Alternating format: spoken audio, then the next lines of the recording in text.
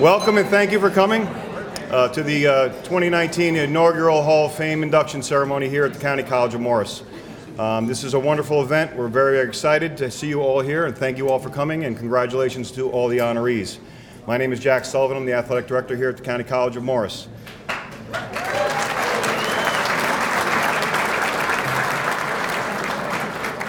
Thank you. This endeavor is a long time coming and well overdue, but none of these events happen by themselves, and there's quite a few people that need to be thanked to make this opportunity happen and a reality. One of them is waiting for him to sit down. He doesn't sit. Neither do I. First, I'd like to start by thanking the foundation, Ms. Katie Olson. She did a phenomenal job putting this together, helping us, Colleen McCardle, her staff, Cheryl Smarth, Pam Williams, and Barbara Capsoris, our alumni coordinator. So thank you very much for the foundation.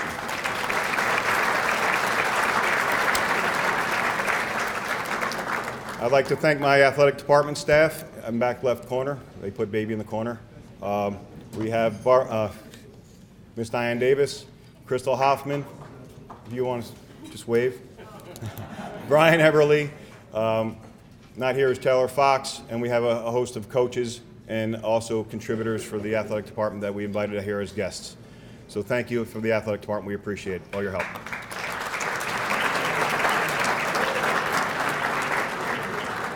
The Hall of Fame committee is made up of myself, Mr. Jack Martin, Mr. Ed Nelson, James Chidwigan, Roger Stevens, Katie Olson and the foundation, and if I missed anybody, I really apologize. But we've put a lot of time and effort into putting this together. This is a wonderful class that we believe is worthy of being the inaugural class for the 2019 CCM Hall of Fame. So we're very, very proud of our accomplishments here. So thank you.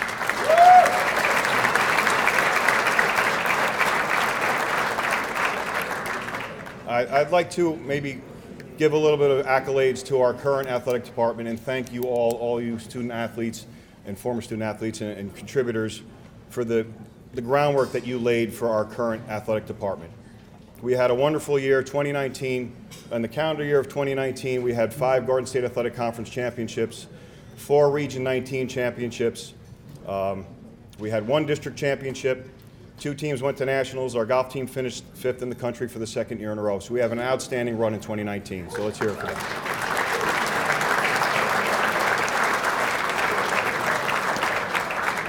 I'd also be remiss if I didn't mention that we have quite a few Coach of the Year honors in the room here. James Chidwigan, Coach of the Year for our Division III golf team.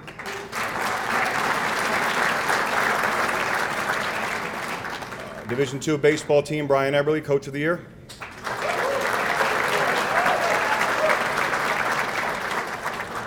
Our men's basketball Coach of the Year, Anthony Aubry.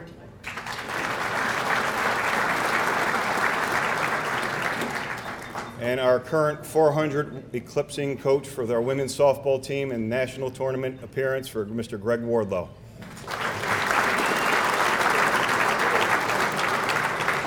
I put a lot in there. He went over 400 wins this year. They had a phenomenal year. We've had 2-time All-Americans from his team as well as the golf team, so we've had a great year. And once again, it all comes together from the support and the foundation that you all laid as student athletes while you were here. So thank you very, very much. At this point in time, I'd like to invite my boss up to the stage here, Ms. Dr. Betty Simmons. She is one of the biggest supporters you could ever have. Vice President Simmons is the Vice President of Student Development and Enrollment Services. It's a long title. It's a long night, but she is no better friend on the CCM campus than Dr. Simmons here, and I'm very, very proud that she is my boss, and thank you for your time.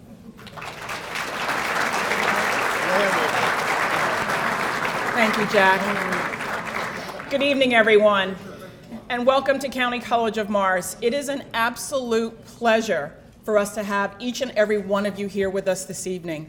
When Jack told me a while ago that he was planning on having a Hall of Fame event, he was thinking that we would do something in the Davidson rooms in the college on campus. Just a few people might want to come to celebrate the athletics program at County College of Morris and recognize those of you who have distinguished careers as part of our program.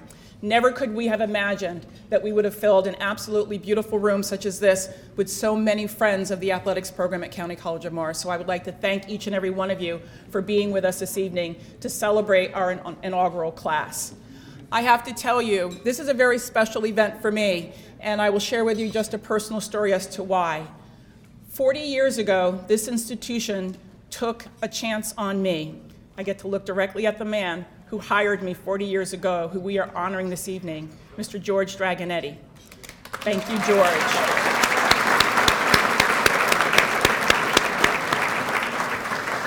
Some of you are trying to do the math, right? Betty's been there 40 years ago. County College of Mars is an absolute... You were 17. I was 17. Thank you, Ed. County College of Mars is a very special place. The people who started this institution, George being one of them, Dr. Sherman Maston being another, they had in their hearts and their minds what a community college in Morris County needed to be one of the finest institutions in the county, in the state, and in the country. And part of that was to make sure that not only did we have high quality academic programs, but we also had strong support programs and an engaged campus life program that involved student activities and athletics. It was no small feat for us to create an athletics program that in almost 50 years has celebrated so many tremendous achievements. But County College of Mars being the unique institution that it is, I want you to hear some statistics. 3 college presidents, 3 senior student affairs administrators, 2 athletic directors. Those are statistics. We always do statistics in athletics, but what's important are the people behind those statistics. The 3 college presidents, Dr. Sherman Maston, Dr. Edward Yaw, and you will meet shortly, Dr. Tony Iacano. The 3 senior student affairs administrators, Mr. George Dragonetti, Mr. Doug Patton, and myself. And our 2 athletic directors, Mr. Jack Martin and Mr. Jack Sullivan. All of us have given so much to make sure that County College of Mars continues to thrive as one of the finest institutions in the country and have the strongest academic support, and campus life and athletics programs. You all are here this evening to celebrate people who have given to that tradition, to that history, who have distinguished themselves administratively, as coaches, as members of teams, as support people, and as family and friends. And I thank you all so very much for being here this evening to celebrate with us our phenomenal inaugural class for our Athletic Hall of Fames. Thank you very much.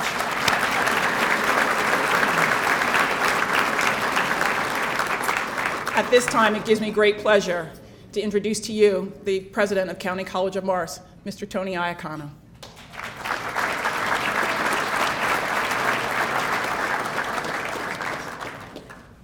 Good evening.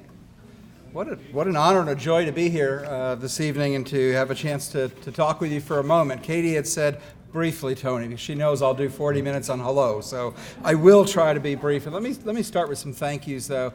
When this idea came up a while ago, it came with a lot of enthusiasm behind it, and to make this evening work, it also came with a great deal of work for that to be achieved as well. So I want to just take a moment before I make some opening remarks to recognize and thank Katie Olson and Colleen McCardle from the Foundation Events Office. And I also want to really single out and thank our athletic director, Jack Sullivan, our current athletic director. You had heard him recognize Coach Jimmy Chegwin. Roger Stevens is here and have worked very hard on putting this together as well. Brian Eberly. But there are 2 other individuals who worked very, very hard, and I've come to know them. This is what they do since I've come to the college, and that is Ed Nelson and Jack Martin. They are absolutely extraordinary leaders. Go ahead, some of you are clapping, and by all means.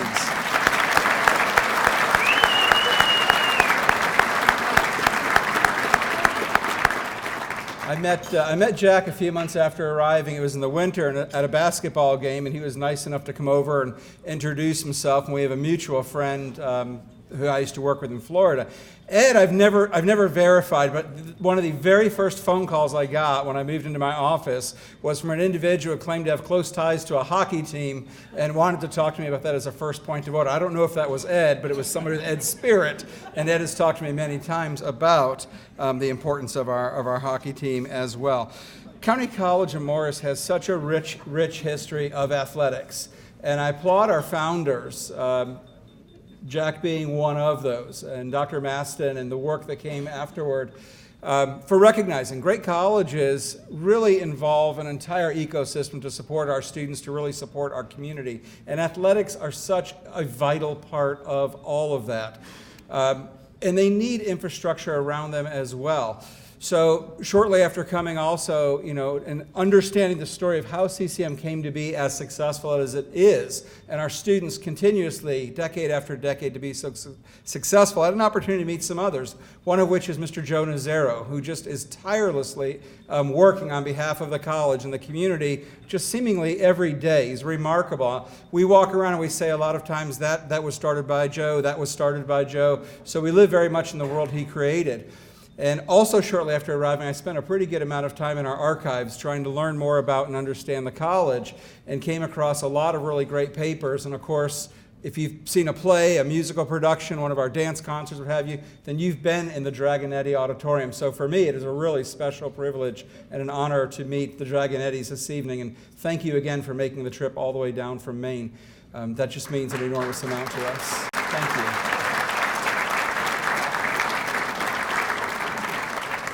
We would absolutely not be the CCM that we are without these individuals from the past and from the present as well. That is what makes us who we are. It's what allows our students to go forward every day with tremendous confidence, and to have so many of those alum in the room having experienced the benefits of the college and the power of great coaches. And we have many of our coaches you heard this evening. Our basketball coach, Anthony Oberle's back there, others that have been introduced, Greg Wardlow from our softball team, all in here tonight. Our coaches have tremendous power, and our students who worked under them, our alumni, know that. Our coaches don't simply expect excellence on the courts or on the fields. They expect excellence everywhere these students go, in our classrooms and across the campus and throughout their lives. So to our alumni, our student alumni who are here to be recognized, congratulations, and thank you for carrying forward what CCM is about. Everywhere you go, we go as well, and that means a great deal to us. Thank you for that.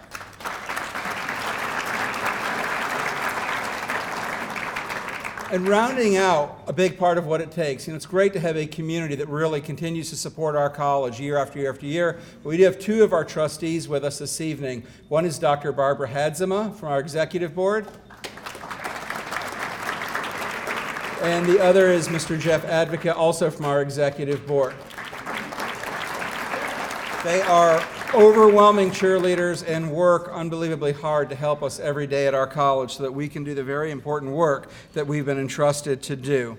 Now, before I step aside and let others move up, I do want to say that Senator Bucco was here a little bit earlier this evening. He had multiple events, but he did present, and with our awardees plaques this evening, in addition to those, are proclamations from the New Jersey legislature recognizing your accomplishments there. He asked that I send his greetings and his congratulations to all of you as well. So, congratulations. Enjoy this night. It truly is for you.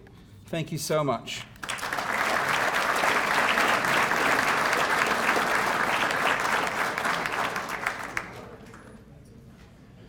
All right, thank you. We're going to jump right into our program. What I'm going to do right now is ask the 2008 men's soccer team to rise and go over to the area to the right, my right, for a photo opportunity. And I'm going to invite Coach Roger Stevens, Dan Trappy, and Aaron Balbo from the men's soccer coaching staff to come up here to present the 2008 men's soccer team.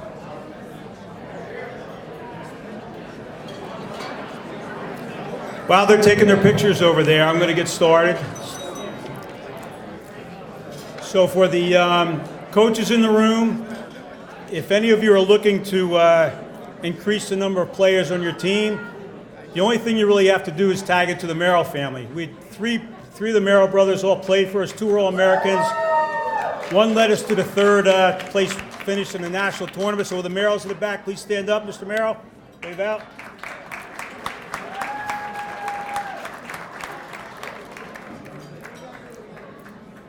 One of the things I felt was always foundation of our success in the soccer program was the leadership that emanated from the field, but also the fact that all of our coaches for the 21 years that I coached there were former players of ours. Two that are here this evening. The first one, Dan Trappy. Where's Dan?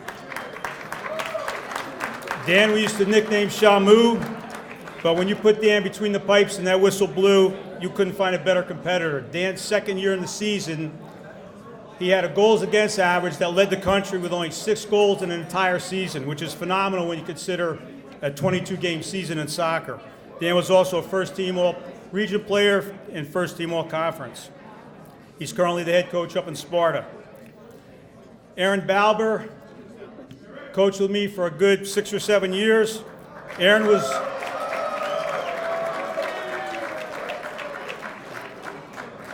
one of the players on our team that first got nationally recognized back in 1986. And at that time, we also had a coach with us by the time of Gary Irwin, and Gary actually played for Dirk Swaneveld, is being honored here tonight. So where's Dirk? Dirk? But the leadership also came from the field. A lot of our players on the field that year were captains of their respective high school teams.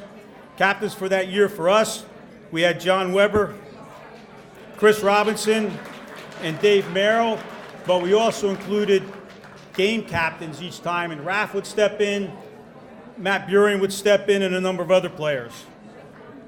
The stats for our 08 team let a story unfold of a team with tremendous heart, grit, and the ability to get things done when it mattered, all the while embracing an attitude of offense gives you a chance to win and defense seals the deal.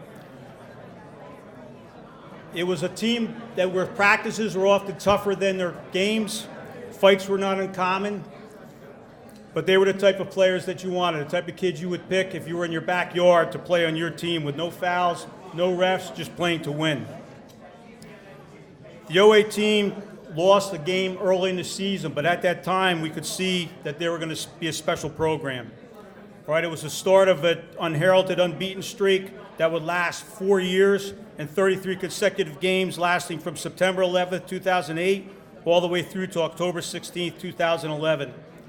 They would avenge that one loss that we had early in that year by beating that same team 2-0 in the region finals.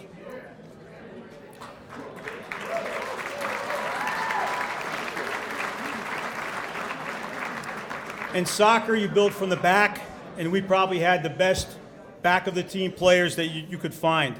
John Weber would complete his career with 24 career shutouts, 12 that year. Playing in front of him were John Fitzgerald, Chris Robinson, Eric McPhillips, and Juan Moncada. Juan would actually tie one of the records that we had previously set as an outside back with a goal scored in 27 seconds that year. Tony Ramos and Matt Buren would often hold down the midfield right in front of them, giving our offense an opportunity to do the job that they needed to do. Rafael Martinez, while he would miss the district game in the first round of the national tournament, would finish the season as an All-American with 16 goals and 9 assists. Salah would be voted as the outstanding offensive player of the region tournament, 8 goals and 5 assists. Elie Varzia, 5 goals. Elie was our French international, did a phenomenal job. He was like 28 or 29 at the time, and just was a great leader on the field. Dave Merrill, 12 goals, 7 assists.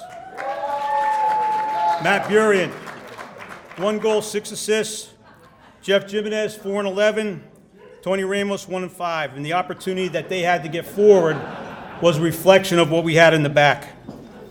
As we moved past the region game to the district game, we were able to overcome a tough Montgomery team 2-1, which gave us the opportunity to go to the national tournament. We would drop a hard-fought game that first round, 2-1 in overtime, but would come back to beat the number 1 seed at the time in the national tournament, who happened to have a player up front who was 6'8" at the time. And I remember Juan, John, and Chris looking at me like, how are we going to mark this kid, Coach? And Juan drew the task of marking him from the front, and Chris and John Fitz provided cover in the back, and we actually shut that kid down, beating the number 1 place to secure 3rd place in the country. I told you what John, in terms of his career record for shutouts, he would actually go on, along with Hamilton Sotelo, another player of ours, in the following year to be voted co-players of the year in the region. That hasn't happened before or since. All right, and all the while they were coached by somebody named Dan Trappy as a goalkeeper, and Dan only had 6 goals given up against him in his second year as a player for us, which is phenomenal. The 2008 team would score 55 goals. I already told you about the fastest goal and the outstanding players. They were ranked as high as second in the country that year and finished at third. So you couldn't ask for any more from a group of players than that. Congratulations, gentlemen.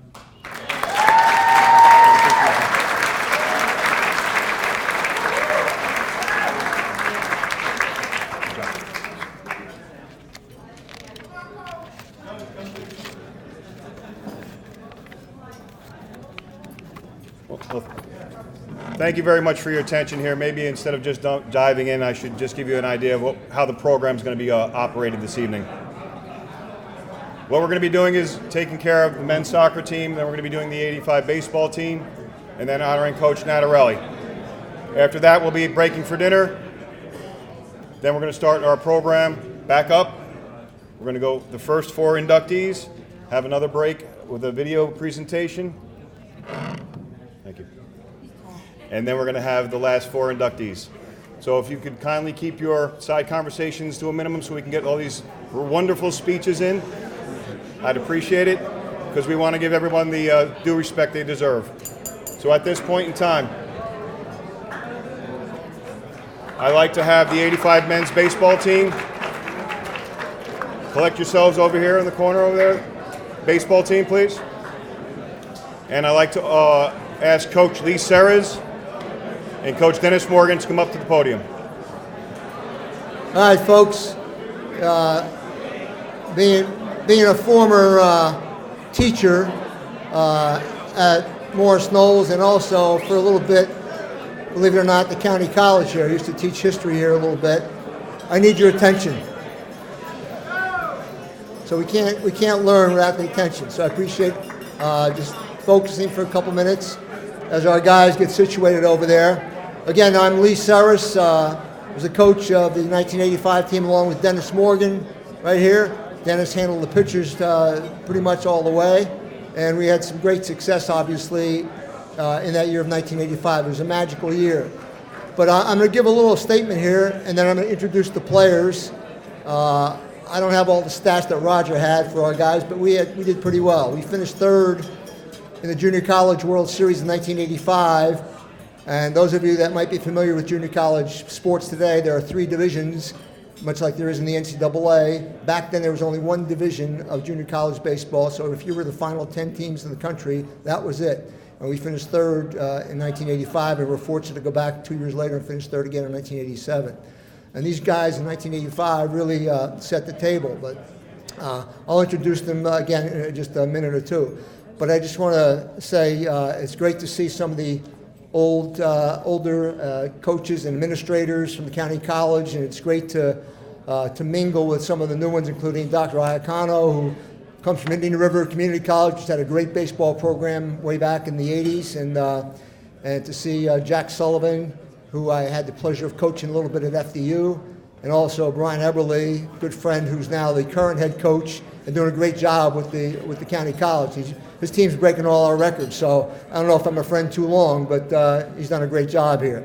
On behalf of Dennis and Jeff Bjork, our trainer who's here, our former SID Art Polakowski, who's not here tonight, and the members of the baseball team who are here tonight, there are 11 of them out of the 19 remaining players. We're very honored and humbled to be in this group, to be sure. We want to take just a minute on our behalf to remember recollect the contributions of our late teammate Barry Reel, who passed away last year in Florida, and our sage advisor Jim Law, our equipment guy, who passed away some time ago as well. They were great contributors to our effort in 1985. And considering all the fine athletes and the teams and the coaches that are being honored and have gone through almost 55 years of athletic history here at the college, it's just amazing to think that we're among the group going in for the first class of the Hall of Fame. We're so honored and humbled by that. It's beyond words, really. Looking back 35 years ago, and I speak for Dennis when I when I say this, I believe. I just want to thank Jack Martin and George Dragonetti, who gave us the opportunity to lead this team. I also want to pay tribute to my predecessor, Paul Kiernan, who coached the team for many years, and Dennis, who was with Paul for several years before I came aboard. And they sort of set the foundation upon which our 85 team could build. I also don't want to overlook the very first baseball coach at the County College of Morris. A lot of people don't understand this. Back in 1965 when the school started, this coach took on the task of being a baseball coach. He did, to his credit, realize his limitations in regard to baseball. And he retired after 1 year, but he did go on to become one of the top nationally recognized coaches in another round ball sport, a larger ball, and that would be Jack Martin. He was our first baseball coach, but fortunately he found his calling, and it wasn't baseball. All right. I would like to introduce, before I have a few more comments here, our team members that are here tonight. Again, we have 11, I think, that are here. Some came as far away from Arizona, Florida, Maryland, and some local guys as well. I'm going to introduce them alphabetically and just tell you their positions. Brian Finnegan, a pitcher. Jerry Green, pitcher and infielder. Mike Maxudian, outfielder. And Mike was fortunate enough to get to the big leagues for a few years. Andy Morrow, catcher. And then Ray Michael, our first baseman outfielder, who hit a dramatic home run in the semifinals of the Junior College World Series to tie our game, and we eventually went on to win that game in 13 innings. Tony Moran, a pitcher. Gary Murdoch, pitcher, first baseman, DH. Mike Sebesto, who was a shortstop, relief pitcher. Kenny Yonker, one of our starting pitchers. And Paul Zach, pitcher and sometime outfielder. So all those guys that are here tonight, as I said, there are a few that are not for various commitments. And we've got John Rassiopi. Rass is here, outfielder John Rassiopi. Sorry, John. Gotcha, sorry. All right. And I mentioned Jeff Bjork, who's here. Jeff, where are you, Jeff? Raise your hand. And of course, Coach Morgan. So that's our team. But and I want to thank, to be sure, our wives, Susie Morgan, who's not here tonight, and my wife Carol, who's there, for their patience, their perseverance, and their understanding of many years of late nights and days gone and not seeing our kids. It was not an easy time, but somehow we got through it thanks to them for their assistance. I want to mention a couple things about our team in terms of who they are. We have this, as an old coach, you use the word team, and I'm sure the other coaches in the audience have done this as well. What's constituted by that word team? T, for our guys, it was trust. Our guys had a trust in each other. They had a trust in the coaches as to what we were teaching, and we had a trust in them as to their abilities, as far as they could take it, to do what we were trying to tell them to do. So there was a mutual trust, which I think goes a long way in composing this idea of a team. The word E, the letter E, enthusiasm. These guys, and Dennis certainly, and I had enthusiasm for the game. Dennis, I think, played semi-pro baseball into his 40s. I think there's an over 65 team still looking for a feisty second baseman to contribute, and I think Dennis might be that guy. But some of these guys, they couldn't wait for classes to end to get to the baseball field, and some of them actually didn't, So, but they got to the field pretty rapidly. Ralph Waldo Emerson said, "Nothing great could ever be accomplished without enthusiasm." I think that quote applies to these guys for sure. Great enthusiasm, great vigor.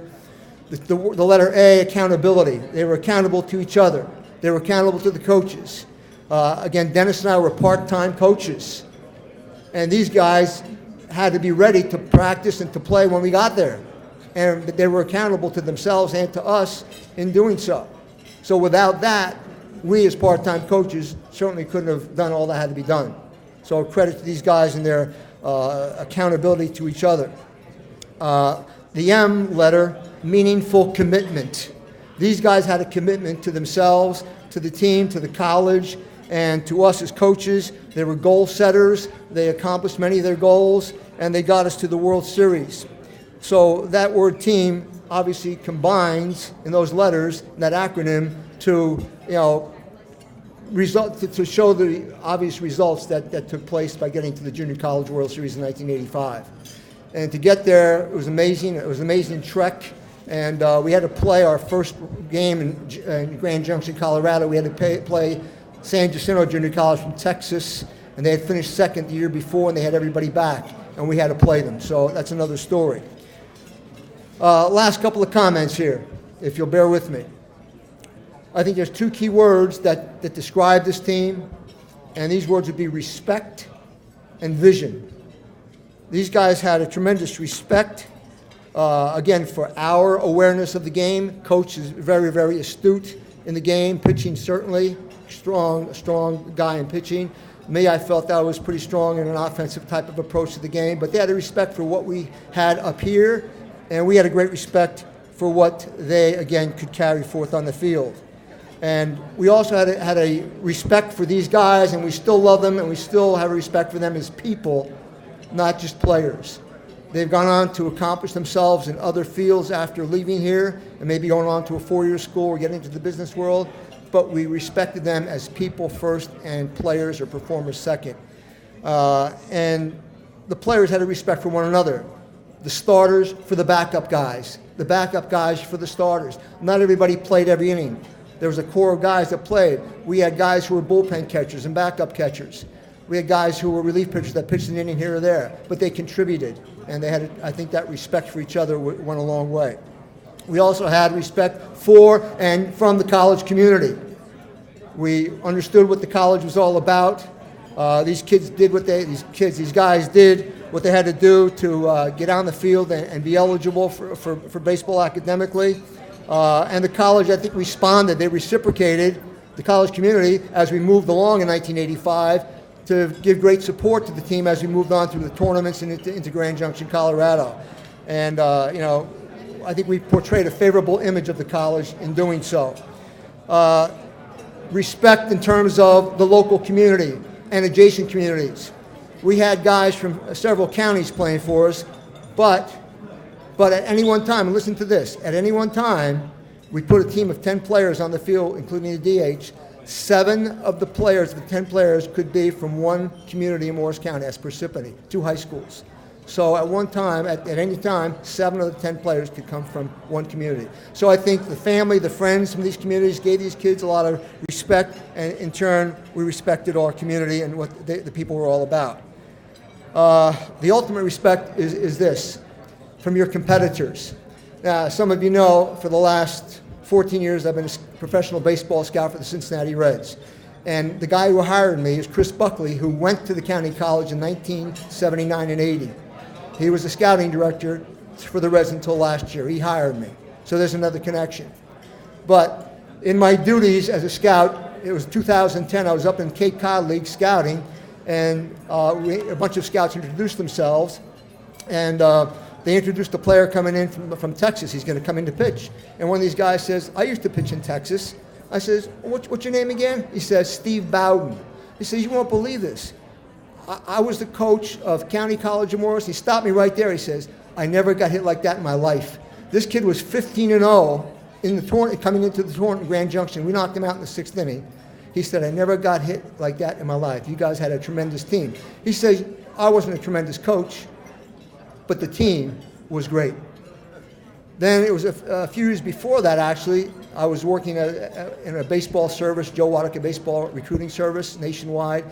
So we used to go to the American Baseball Coaches Convention to meet with the college coaches and tell them, what we're all about, trying to get kids to college.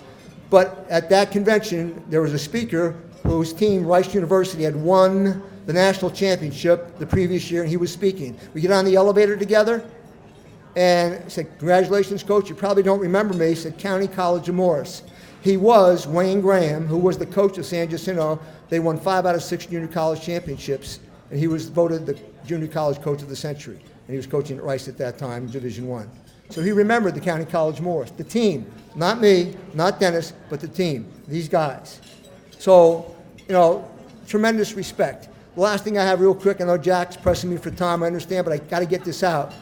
These guys, we had as coaches the vision for these guys, and they had the vision too. When they got together, I came from Somerset County College to Morris, all right, under some strange circumstances, but that's another story. But these guys, believe me, had a vision. We went down to North Carolina in 1985 to play our first games of the season against the University of North Carolina junior varsity. We won both games. Ray Michael, our first baseman, says, those are our first 2 tickets to Grand Junction. And he was right on the money, because we eventually got there. That gave, once we got there, of course, is this on or off? Once we got there to Grand Junction, we finished third, we wanted to go back again. And that gave other teams that followed us the vision to try and go and win it all on Grand Junction. And from our season there in '85, there were 80-plus kids trying out for fall baseball for the rest of my tenure here at Morris. Not recruited, 85 kids trying out for fall baseball. So the program sold itself. Last couple things. We didn't win in '85. I know I'm over time, but but we didn't win in '85. But I want you to listen to something. These guys got something out of their journey that few people do. And I'm going to take some time. I'm sorry to take the extra time, but I got to do this, all right? This is a quote. This is a quote from one of my favorite presidents. Give me 1 minute, all right? 2 minutes. Listen to this, please. If you've never heard this, this is so important. This is a quote from a famous American president.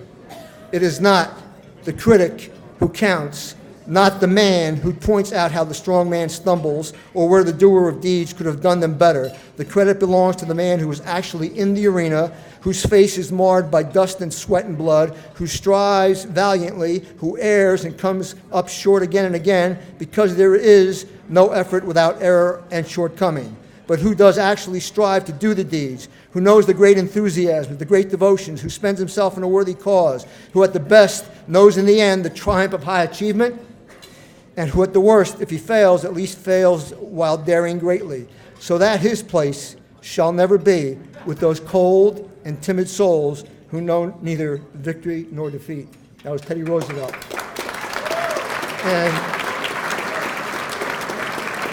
And these guys back here, these guys will never be among those timid souls, I guarantee it. They will never be among those timid souls. So I thank them, I thank Jack, and for a guy who, to myself, situation to enjoy this journey, I was a high school coach who was doing my very best to find a job in college baseball. All right? I made a profession of faith in 1981 in March. I lost my job in April. I wanted to be a college coach. I said, this is not what it's all about, God. All right? September, I was coaching college baseball. Not in my power or my doing, in his time. So I give credit for God for getting me here, and Dennis too. He brought 2 men of faith together here. So in the end, in terms of vision, I encourage the county college, Jack, Dr. Iacona, the other administrators, the trustees, to continue that vision, to make County College of Morris a great institution. The athletic facilities are pretty good, but they could be better. And I would hope that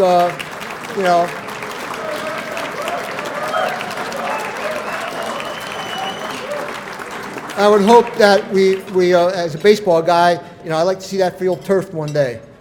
Kids are it's the 21st century. High school kids are playing on turf fields. They got to come to a facility that would draw them here, and we can do this. Thank you so much, Dennis. Good job. At this point in time, I'd like to discuss and mention to you what the County College of Morris Contribution Award is. This is an opportunity for us at the County College of Morris to recognize individuals that went above and beyond in their efforts to support the CCM Titans. To induct our first Contribution Award, I would like to call up Mr. Ed Nelson for the presentation.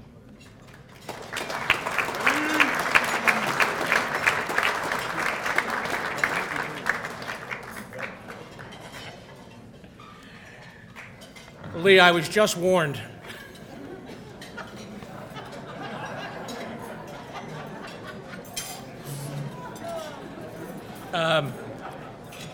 First of all, I want to thank everybody for being here this evening. Former hockey players, one of whom came in from La Jolla, California this morning to make sure he could be here to honor his teammate and his goaltending coach, among others. So before I go forward, the question that came to mind when I talk about Bob Nattarelli is, how do you define a legacy? How do you measure the contributions? Now, we could quantify it and say he had his first All-American, this young man, in 1975. Rich Witasiak was his first goaltending All-American. Bob came to practice every week. He had subsequent All-American goaltenders, 3, 4, 5, 6, 7, all conference goaltenders, conference tournament MVP goaltenders. And if you know anything about the game, goaltenders are a very unique breed. There's not a lot going on upstairs. If there is, it's probably rather frightening. But Bob, without 1 cent of compensation, and when we offered it year in, year out, Bob, how about we put you on a stipend? No, thank you. I do it because I love it. So the legacy is the young men who he helped push along. Some pulled, some pushed, but there were so many of them over the years who later went into youth coaching. We had Walt Kuiper, who was an all-conference goaltender, who recently retired as the head coach for Morris Knowles High School after so many years, 20-plus years. Richard Witasiak, who was his first All-American, who graduated from CCM, went to New Hampshire College, and 2 years later graduated as the New Hampshire College Male Student Athlete of the Year. Went on to a successful career with Boeing in California. Flew in from La Jolla this morning to be here for everybody.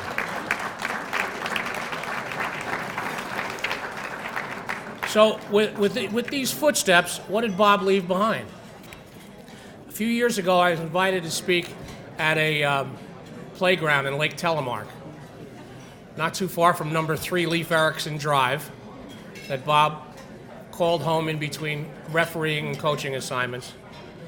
And we put a plaque up for Bob because he was roller hockey, whatever hockey, Bob would be there. And a lot of folks turned out, and they all had the same thing to say.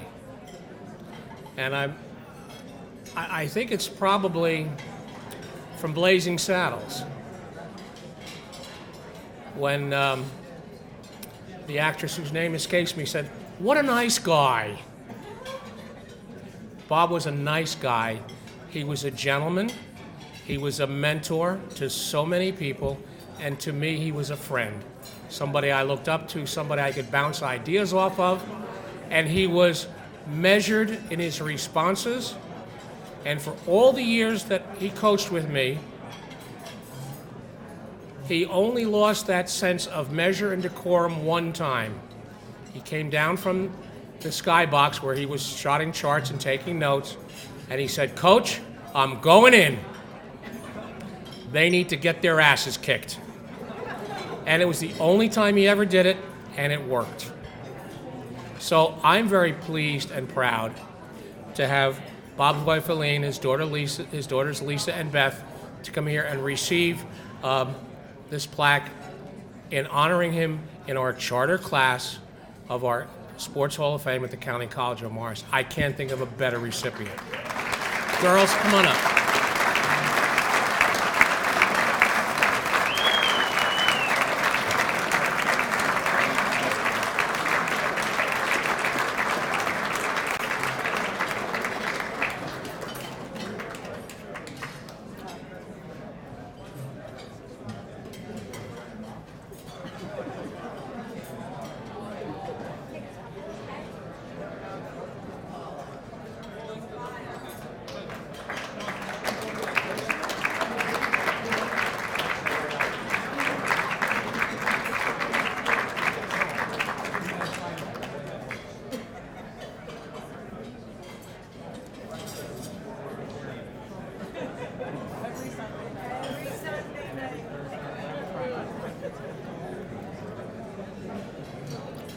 All right, ladies and gentlemen, prior to the dinner coming out, we're going to keep the program moving along to try to make sure that we have enough time to get all these speeches in. So at this point in time, we're going off script here. I'm going to ask Mr. Jack Martin to come up for our next presentation.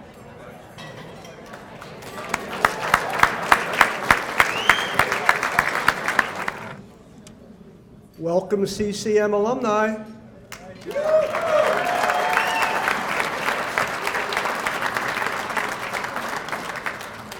Did we start right? You gonna be quiet for me? How long are you to go? I'll be brief. Very pleased to introduce to you tonight our first recipient, Dirk Swaneveld.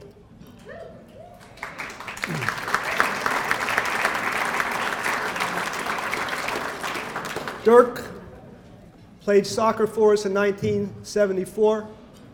He was our first soccer All-American. He moved to the United States from the Netherlands at the age of 5, attended Parsippany Hills High School. Besides being a first-team all-conference GSAC, which is Garden State Athletic Conference, all Region 19. Region 19 comprises Eastern Pennsylvania, Delaware, and New Jersey, and All-American over 400 colleges. Dirk was an All-American. He was recruited when he left here by FDU Rutherford, which is the Division I soccer program, but he graduated later on from Montclair State. After graduation, he taught school at various high schools throughout the area, also coached, came back to CCM as an assistant coach for 1 year, later took over as the head coach for 3 years.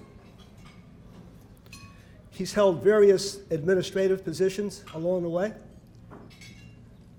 winding up his career as the superintendent of schools in the Belvedere School District.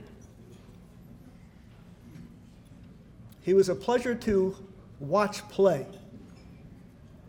He was feisty, he was competitive, and you always knew where he was because wherever the action was, he was in the middle of it. He's a coach's dream. Bring him up. Come on up, Dirk.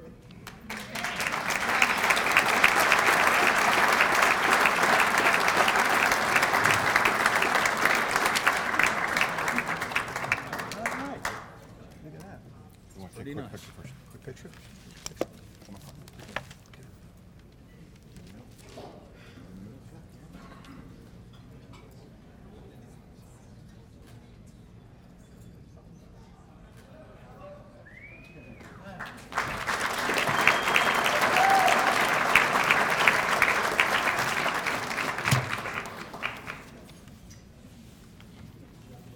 Thank you, Jack.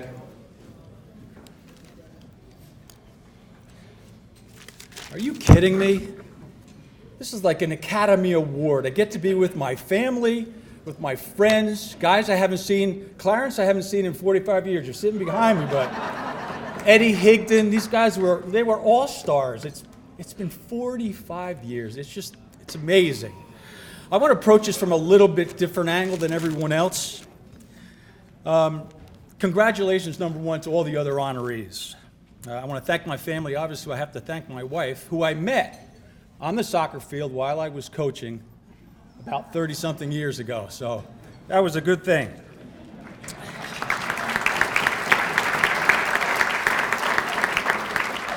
To my brother, who left the Mercer program to play for us when I was coaching as well, I want to thank him for making me a better player and also making me a better person. To all my teachers, administrators, coaches, and mentors along the way who provided me with so much guidance and direction. These people saw the potential in me and gave of themselves And I'm just ultimately grateful for what they've done. I am truly honored to receive this award. However, I would never, ever been able to reach the level of success without the great support and supporting cast of Jack Martin, Dr. Fred Beyer, and especially my driven and gifted teammates. I thank all of you for what you have done to make this all possible. In 1974, I was 17 years old. I was intelligent, but a poor student. And I think that's a common theme with many kids that come to the county college. Very immature and lacked any academic direction. As a senior at Par Hills, I thought I'd apply to Montclair. I applied, and I was rejected because of my poor grades and my poor test scores. Thank God for CCM. And Dr. Beyer. Looking back, we're all provided with opportunities. CCM gave me this huge opportunity. Dr. Beyer showed an interest in me both academically and athletically. As I struggled to improve academically, I received some help along the way by school administrators. And I remember two names distinctly, Dean Olson and Dean Dragonetti. These guys were willing to help a troubled student. I found it funny, though, that all the helpful guys were named Dean.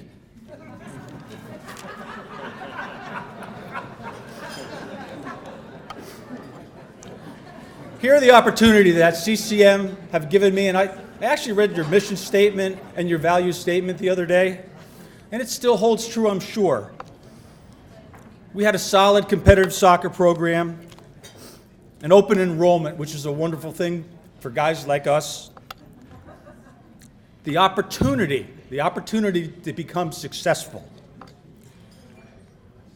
An excellent, outstanding, caring staff, as good as any four-year or graduate program. I went to FDU, I went to Trenton State, I went to Montclair State, and I got my graduate degree at ESU. And our professors here are every bit as good as any of those. It was affordable, which made it nice. The automatic acceptance into any state school upon graduation at CCM is a major carrot. Because of the academic foundation that I received at CCM, I was able to attend and graduate Montclair State with honors. I was actually given an opportunity to teach with an emergency certificate in Parsippany. And I'm not really sure who helped me there, but I could take a guess. It was probably my head coach, who is here tonight, who put in a good word. You don't always know who helps you behind the scenes. So, Rich, thanks for that, and thanks for the lessons that you've given me. And again, because of the opportunity that CCM gave me, I was able to dedicate my career to helping others and provide opportunities for them, especially children with special needs, along with behaviorally challenged and at-risk children. We've all heard about No Child Left Behind. Okay, I guess that theory's okay. But my personal mission has been no child should be devalued, dismissed, or demeaned.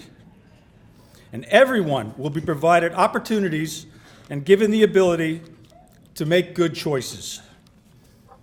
As a school administrator, I have been blessed and have had the influence to bring about systemic changes and provide those opportunities, and ultimately creating a student-centered culture. CCM trustees, administrators, professors, and coaches have often wondered how I could thank all the people who have helped me along the way. 45 years later, I had the chance. I'm going to speak for the guys that have not been given or have not been able to thank everyone, so I'm going to do it for them. You make a difference. for the little things that you do and the big things. You make a major impact on our lives and our careers. Thank you for believing in us. Thank you for giving us a chance. Thank you for the opportunities. Excuse me. CCM, stay the course. And I thank you for all of us from the bottom of our hearts.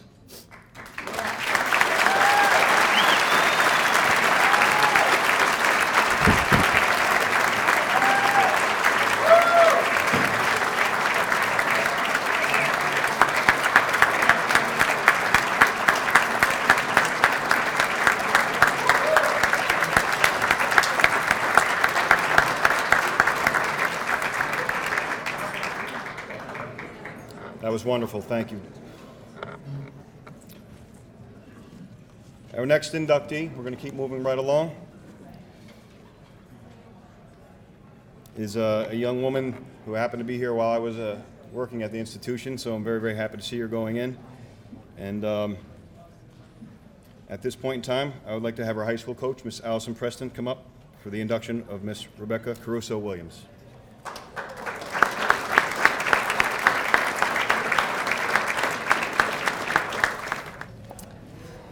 It is quite an honor to be introducing Rebecca Caruso Williams tonight, the best of the best. I had the distinct privilege of being her coach, being a teammate, and being a friend. I remember meeting you for the first time at Apacon High School, thinking, what an amazing athlete. Why are you not on the basketball team? But I was very happy to find out she was on my softball team. Although it was for only one season, I tell people till this day, when asked who is the best athlete I have ever coached, Rebecca Caruso. And I know I can speak for all of your teammates for the past 21 years. We have all marveled at your athletic ability, your power, speed, and strength, the ease with which you hit the ball over the center field fence, your ability to get down the line after laying down the perfect bunt. We all reap the rewards of your clutch performances. Your passion and work ethic were always contagious. Your positive, encouraging, and supportive personality was always admired and brought out the best in the rest of your teammates. You led by example, always leaving it all on the field. You were unselfish and always in it for the team. You were willing to play anywhere that would help us be more successful. Each one of your teammates played with more heart and spirit because of your leadership. Your teammates always appreciated how fun you kept things, even in the heat of competition. Your smile and caring heart never went unnoticed. Your daughters are extremely lucky to have you as a mom, guiding them through life. Becca, you have made each one of us a better person. Congratulations on this well-deserving honor. Rebecca Caruso Williams.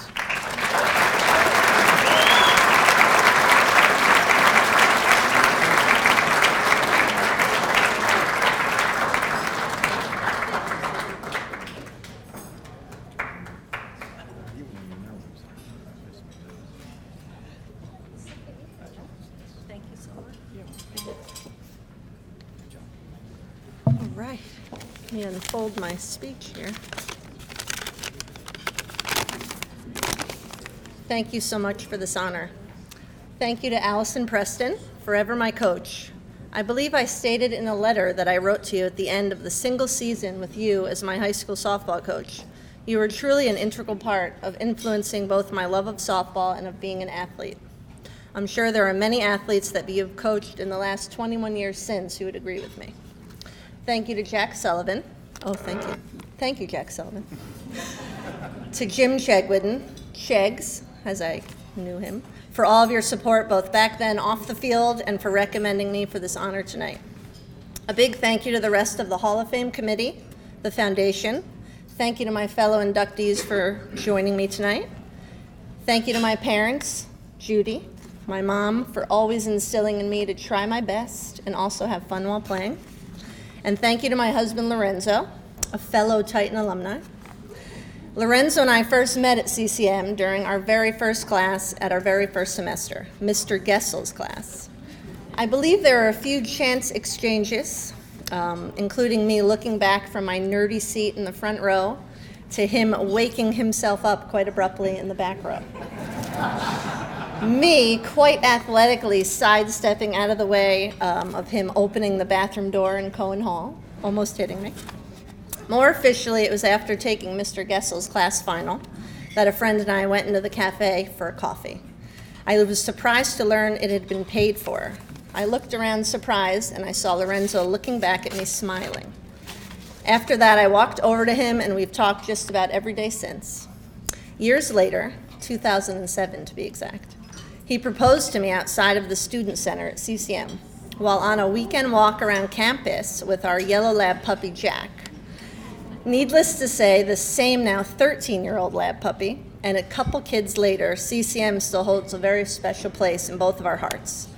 I thank you so much for this honor again. Go Titans.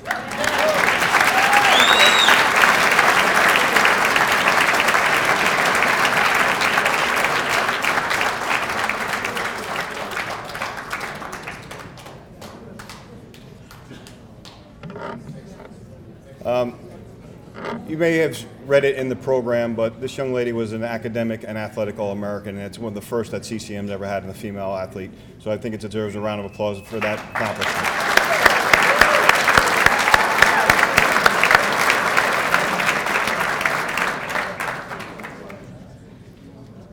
At this point in time, I'd like to call up Miss Megan Ryan to make the introduction for Mr. Terry Ryan.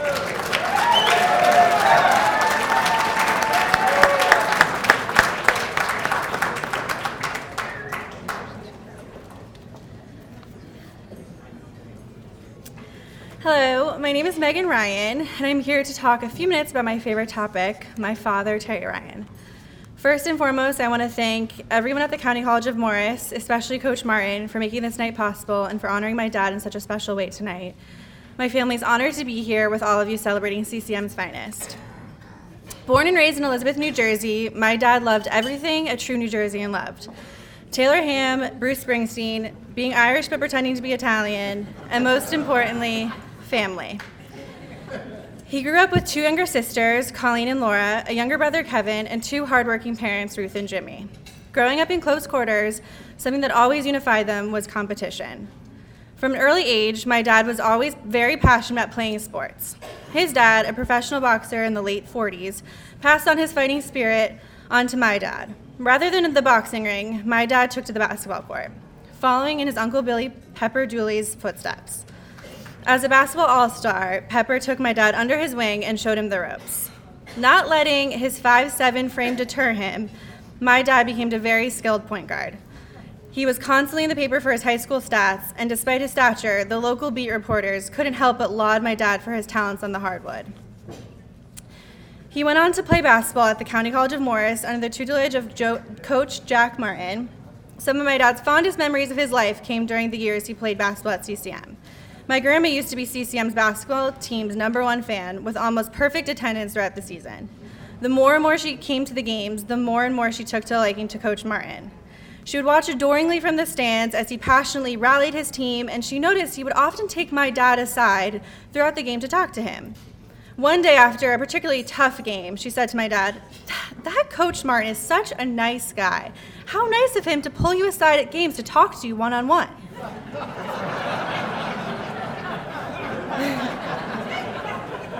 My dad would look at her in shock and say, "Mom, he is not talking to me, he's screaming at me. Trust me, there's nothing nice about what he's saying to me." But with those piercing blue eyes, how could she think anything different? As my dad was hitting his stride in basketball, he looked to be entering the prime of his athletic career. He had dreams of becoming the next Larry Bird, praying each night he would grow another inch. And his performance was proving that maybe it could be possible. But in a devastating turn of events, he tore his ACL and ended his basketball career.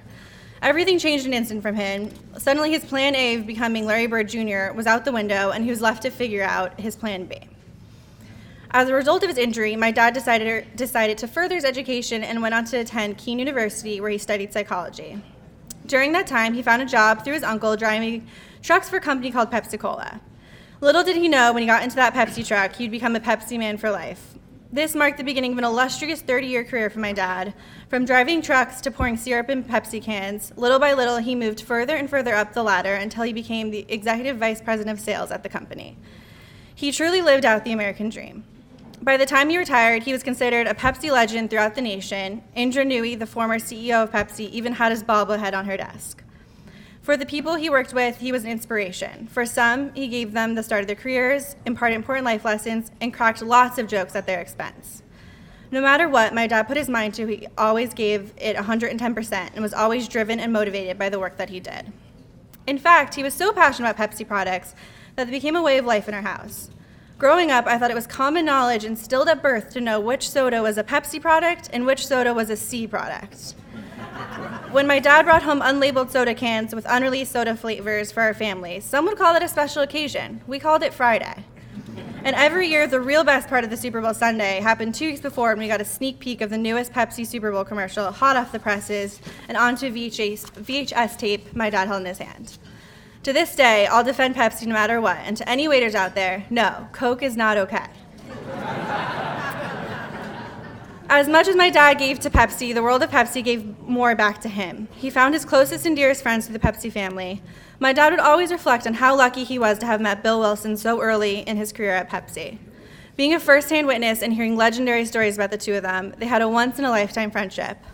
Over the years, Bill Wilson, Rich Wilson, Ron Wilson, Tony Foley, and my dad formed a close-knit gang, a rowdy group my siblings and I lovingly referred to as the boys. Whether they were out at their favorite Italian restaurant or grabbing a quick drink, which was never quick, by the way, at the Carlisle Bar in New York City, my dad came home, normally about 2 hours after I went to bed, glowing with gratitude about the friendships he made and cultivated all through Pepsi Cola. Aside from work and friendships, my dad was the best dad you could ever imagine to me, my sister Rachel, and my brother Danny.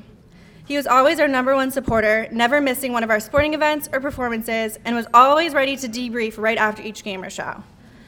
He poured all of his time and energy into our lives and developed a unique bond with each of us. Each and every day, he proved himself to be the ultimate role model. All of us wanted to be our dad when we grew up. Ultimately, what I admire most about my dad throughout his whole life was his resilience. Whenever he was given life's lemons, he always knew how to make Tropicana lemonade. When he tore his ACL and had to stop playing basketball, he made a plan B and didn't, in his own words, half-ass it and began his storied career. In 2015, when life handed him the devastating diagnosis of terminal brain cancer at age 60, he made a plan B with me, my sister, and my brother. We all slowed down our life a little, and we made sure we didn't half-ass our time together. He was able to see me graduate college, he met his granddaughter Grace, and he got to see my sister get engaged. We made some of the fondest memories of our life with our dad over the course of the almost 4 years he fought this horrible disease. He adapted to life's cruel circumstances and continued to live life to the fullest and made sure to cherish time with his family and friends, leaving us with stories to last the rest of our lives. It is a pity on all of us that the world only got 64 years of Terry Ryan, but I know he is beaming with pride tonight, looking down at all of us, and at least we know if he gets in any type of trouble up there, he'll always find a plan B. Thank you.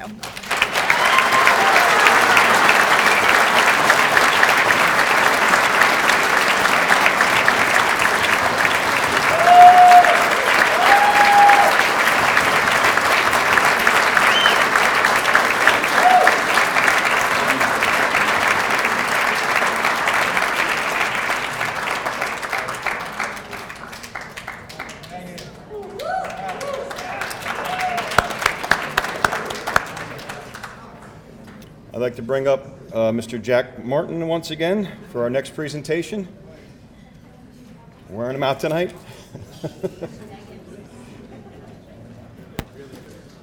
Jack Martin.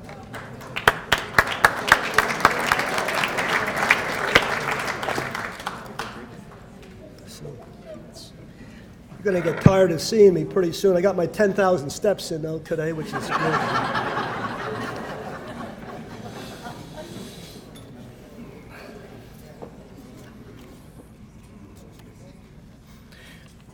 When I think of Terry Ryan, I think of the fellow I'm going to introduce to you next, because they were extremely close as teammates, as friends.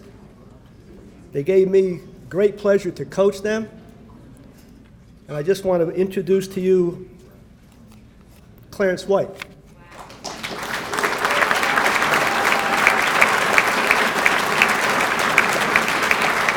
Sit down.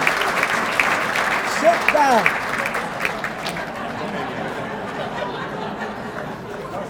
If you never listened to me when you played, you're still not listening to me. Sit down. Clarence came to CCM in 1974 from Montclair High School. He was the first CCM basketball All-American. In 1974 and 75, especially in 75, he and Terry Ryan were our team co-captains. In both of those years, Clarence was all GSAC, which is the Garden State Athletic Conference, New Jersey colleges, all Region 19, which I expressed to you before. He was our first 1,000-point scorer.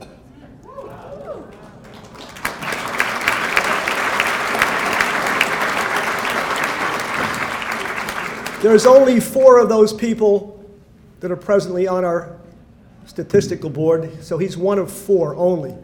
And the incredible part of this, in 1974, for those of you that follow basketball, there was no three-point line. Right?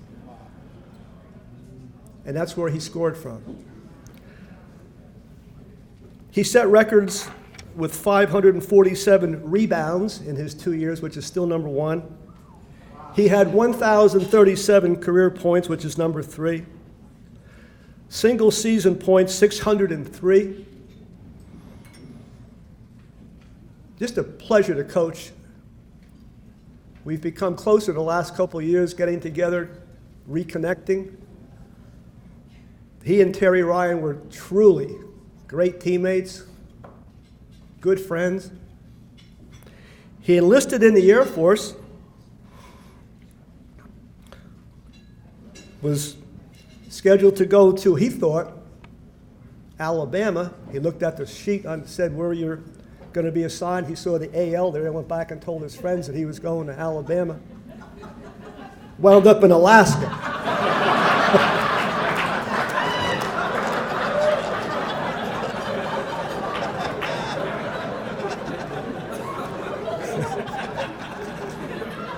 He played in the U.S. military Olympic Games. He's a legend in Princeton with the youth basketball program.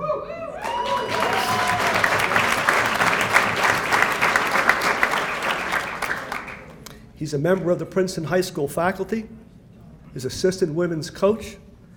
He is also the head coach of Villa Victoria Academy. Come on.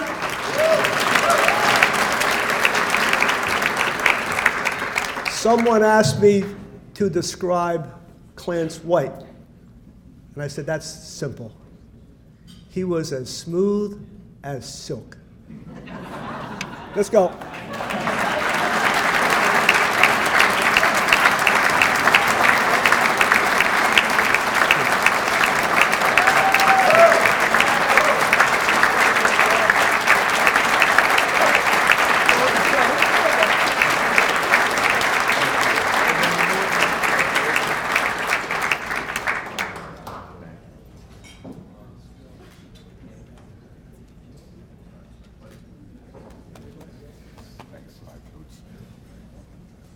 To Alabama. To Alaska. Yeah, it tells you how much I studied here, right? This is truly a pleasure and an honor, and I want to take the time to thank the committee and the foundation for my selection. I also want to take the time to thank all of those people from Princeton that came out to support me, to see me, and to be here.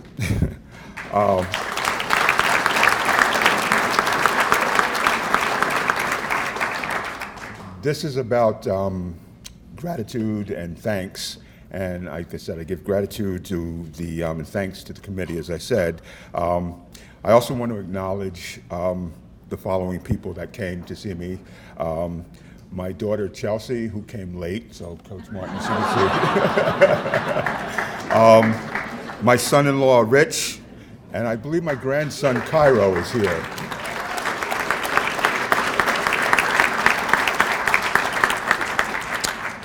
I also want to acknowledge current and former players, I guess. I have two of my former players from Villa Victoria Academy, Bree Palmer and Mary Zalway, are here.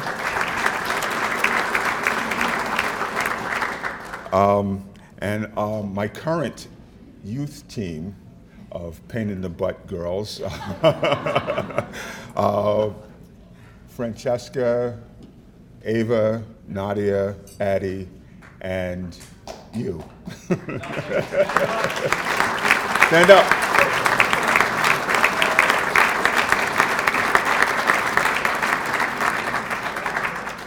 I got my start coaching girls as a result of being here at CCM, and there's two girls. One is here, one is not, because she's playing in her first college game. This is a group of girls, though, that at Princeton High School that I had since 4th grade, and they were awful. But but they were a lot of fun, and the two of them. Anna Intartaglia, who's playing at, where's she at? Arcadia University, and Ella Coatzen, who's at Bryn Mawr. They both had their first college games, and I am very, very proud of them. So I wanted to acknowledge them first. I want to congratulate my fellow inductees. And I apologize for those of you that I did not remember. You know, it's getting old. But I really want to take this time to acknowledge two people. One, clearly, Terry Ryan and the Ryan family. Coach Martin is correct. We were good friends. He neglected to mention that we got into a lot of trouble together, too. Like the time he had to come bail us out of jail. And I know he's trying to maintain his reputation, but yes, he did have to come bail us out at 4 o'clock in the morning after a hard night of partying. He made us pay for it the next morning at a 7 o'clock practice, I believe, and lots of running. I want to acknowledge Terry for another reason. You heard all of the offensive accolades that I've gotten, and I can say this in all sincerity, that without Terry, those wouldn't have been possible, okay? Terry was the assist leader. He was high on the assist leaderboard, and without him, I don't score all the points that I scored, okay? The rebounds were mine. They were mine, right? Terry was too short to rebound, so I lastly want to acknowledge Coach Martin, especially, and I'm glad to be here, and I'm glad that my youth players are here, because it is because of him, and you can thank him for the following: sevens, suicides, sprints, all of that. If you want to blame anyone now, you can blame Coach Martin, okay?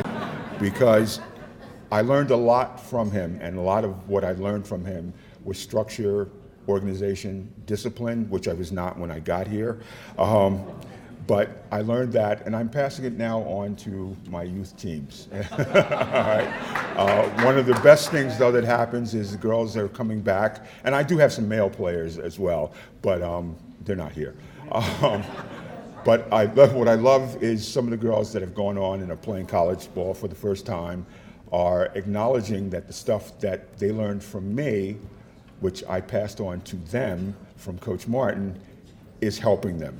And that is the part that I'm very, very pleased about, very happy about. My start here at CCM started with that. I'm able to pass it on in all that I do in terms of school, teaching at Princeton High School, which, by the way, is the closest I was going to get to getting into Princeton, was living in the town. All right.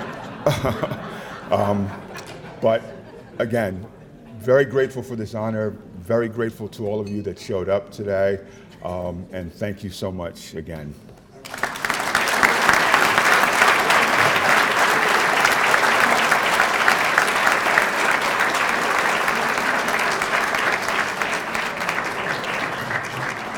All right. Dinner will be served at 8:30, and it is open bar, so we will reconvene here at 9 o'clock for the presentation. So enjoy your meals, and we'll be right back. Thank you.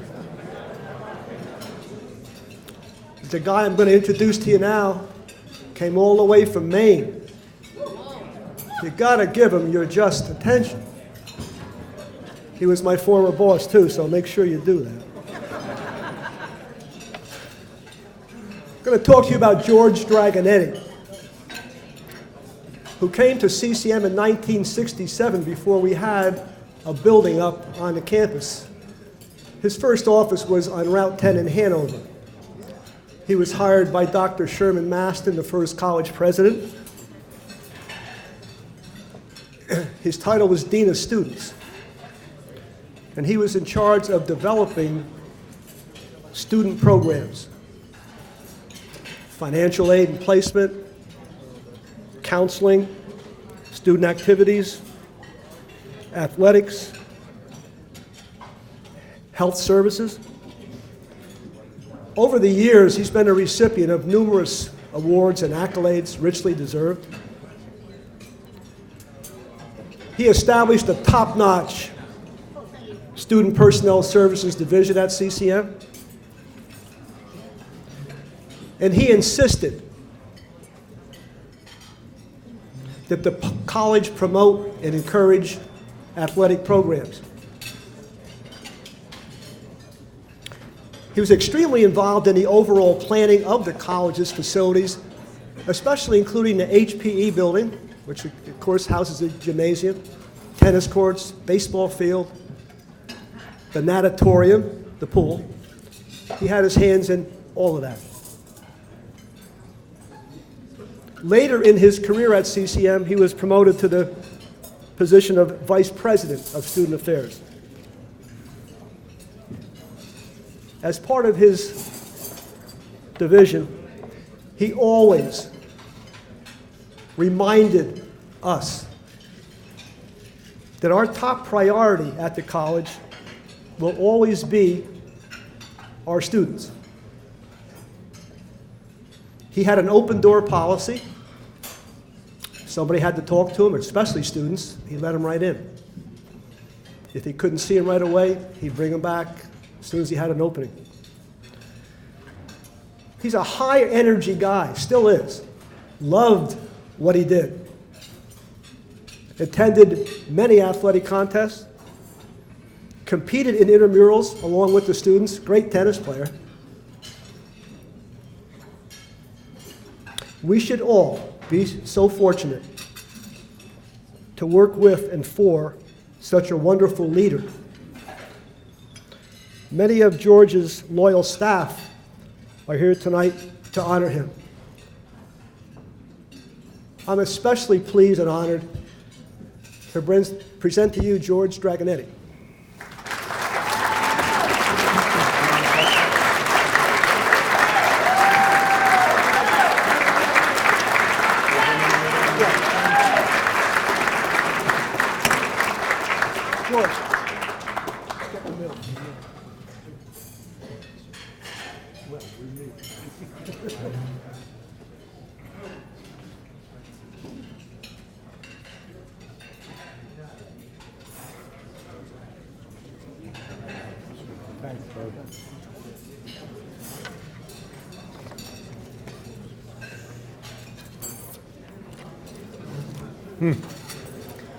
I have notes in my pocket, which I have here, and I'm putting back. I have so many things that I would like to say to this group, but first let me thank the committee for according me this honor. It was a wonderful letter that I received in the mail, and I was absolutely thrilled to receive it. Jack, thank you for your comments. Jack mentioned, and I'll start, I think I was trying to figure out what I'd like to say to this group. A lot of you have been with me from the beginning. I did have the most wonderful staff that I could ever have imagined. They were true blue in every sense of the word. But I got a call from Dr. Sherman Maston. I was working out on Long Island at CW Post, and he said, George, I've just become president of 214 acres of land in Randolph, New Jersey, and we're going to build a community college. And I said, that's wonderful, Sherm. It was nice talking to you. He said, I'm not through talking. He said, I'd like you to come and have lunch with me and become my dean of students. And I said, Sherm, it's New Jersey. Education in New Jersey was lacking at that time. There were no community colleges at that time. There were four-year state colleges, and then the elites, the Princetons, and a few others. However, I went and I had lunch with him, and he said, you're the fourth person I hired. I want you to understand that we are going to build a college from scratch. I went home and I talked to my wife, and I said, I just got the most bizarre possibility of going to work that I can imagine. Well, I resigned from CW Post 3 weeks later and went to work in Randolph, New Jersey with those 214 acres. We worked tirelessly, and that's what I thought I would share with you tonight. I thought it would be of interest to talk about some of the highlights in my division and how we handled athletics. Anyway, we started. We built the first building on the campus in less than 1 year. We hired up to 510 students to attend the college. It was a happening, an absolute happening. The first person I hired was the fellow who introduced me tonight, and that's Jack Martin as my athletic director and basketball coach. Well, we had no gymnasium, so he looked at me and wondered, where are we going with this one? We opened the campus, and at one of the meetings with the trustees, and I must say parenthetically that our trustees were the most wonderful, caring group of people I ever came across. They wanted the college to succeed as much, if not more, than we did. But one night, one of the trustees said, well, when are we going to start athletic programs? And I said, at this time, I can't answer that question, but I'll get back to you. First thing I did the next morning was call Jack and say, you won't believe what I heard with one of the trustees. They'd like a sports program started. And Jack and I looked at each other, and Jack said, I've got a couple of ideas. And Jack, being so well-known in the county, was able to secure a rental for our basketball team, which didn't exist. He had to first secure the gymnasium for our practices and our first game, and then he went out and he recruited a basketball team. Well, the trustees were thrilled, as we all were, and probably we had, what, Jack, 2/3 to 3/4 of the student body at that first basketball game. We got clobbered. It was the best game we ever had. but we didn't have Clarence with us at that time.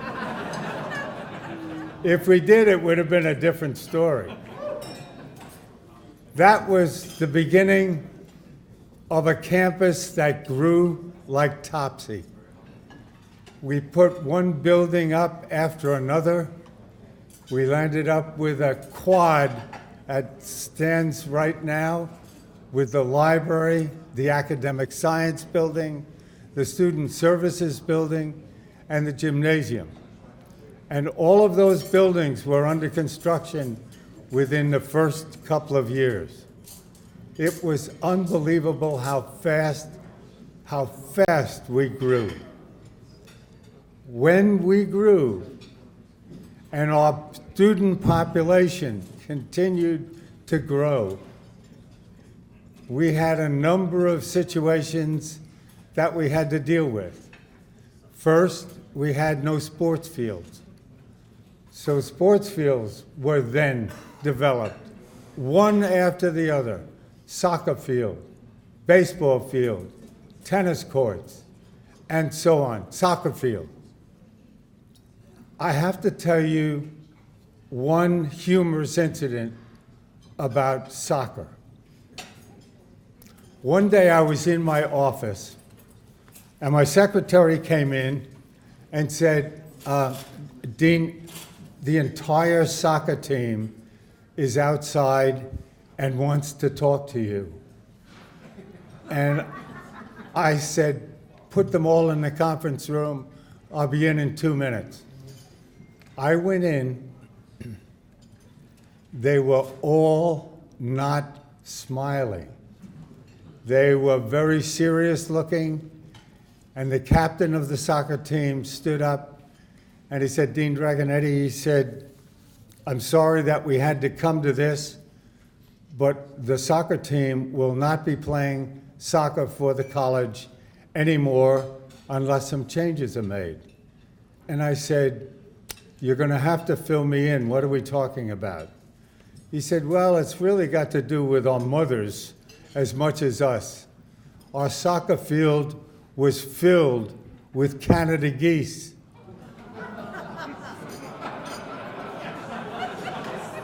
You got the picture? And the mothers would wash all the uniforms of the soccer players. And they said to their sons, you better do something about it. So with that, I thank them very much. I told them we would do what we could, and we came up with a unique plan. Shortly thereafter, Bob Sharp, who was the Dean of Administration, came in and he said, George, I've got a good solution. He said, we got a maintenance man who owns 2 German Shepherds.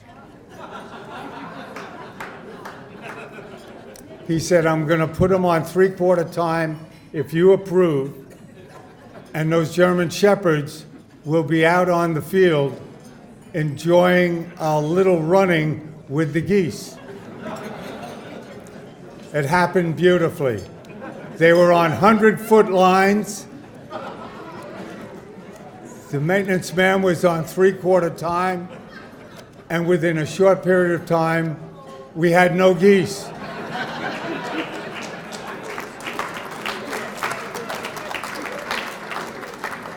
However, the field was still there without the geese and with what the geese had left. So the next little venture we had was to go to the fire department. And we talked them into coming and having an exercise on our campus. They would come with all of their hoses, and it was the best 2 cases of beer that we ever bought.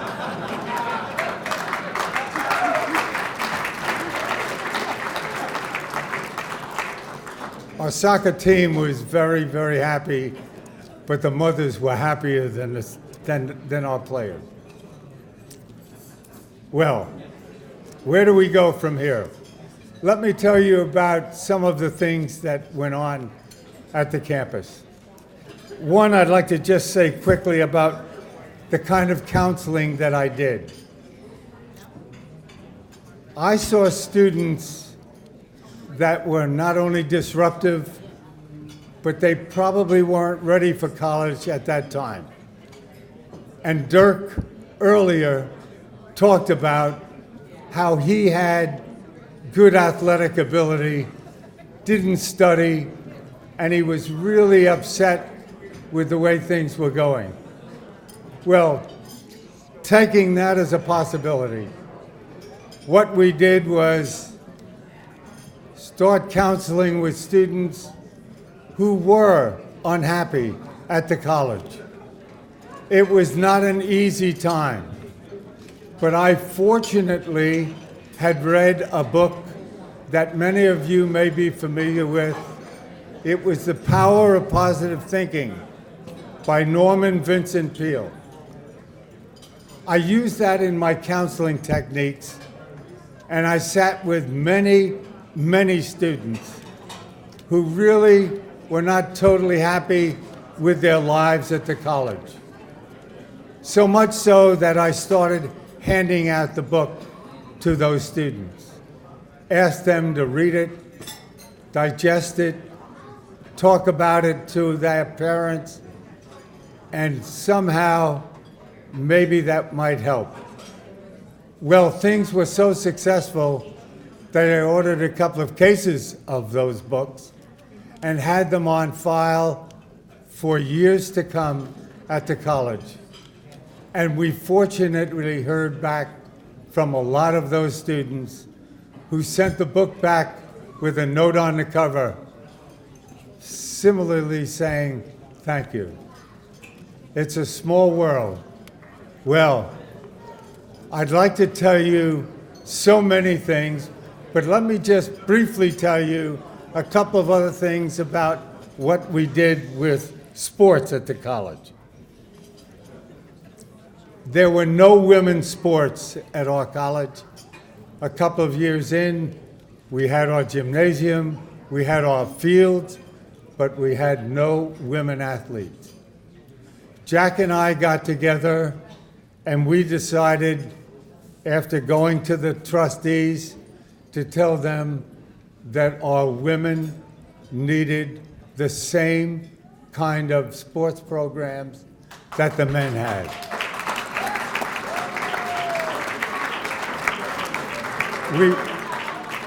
We were far ahead of Title IX at that time.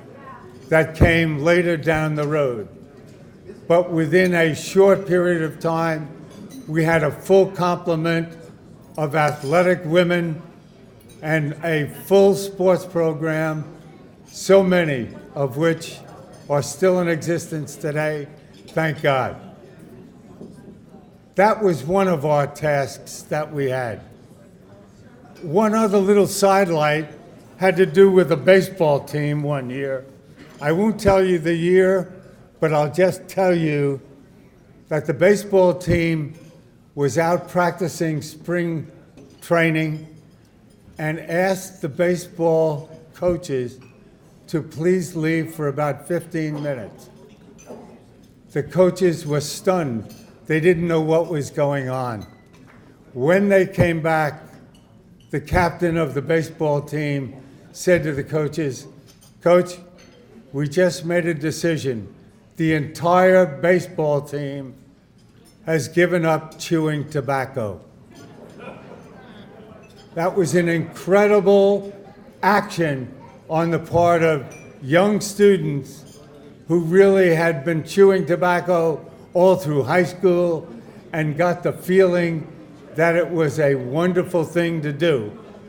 And all they asked the coaches to do was follow suit with them. And that happened. Just another little situation that went into it. Two other quick things that I'd like to tell you about student services. We, after the theater was built, had the opportunity to bring in some of the top musicians in the United States. We had people like Itzik Perlman, Yo-Yo Ma, and so on.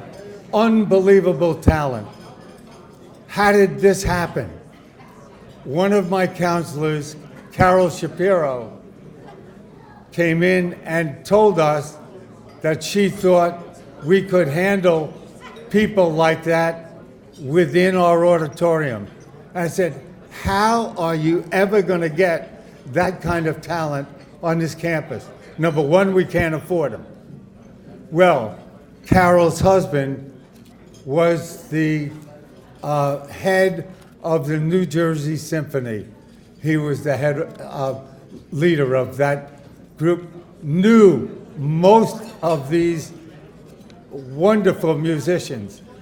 With the two of them, we started developing a program and had probably one of the finest programs in the Northeast.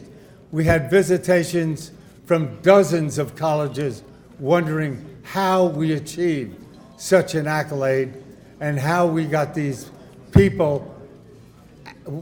They wondered how we could pay them. They did not want more than a pittance. A pittance at that time was about $10,000, by the way. After they came down for one night at our college, they went to Lincoln Center and got $100,000. But our auditorium had such a wonderful acoustic situation, it was great. We were able to bring in 700 people at a time, and that went on year in, year out.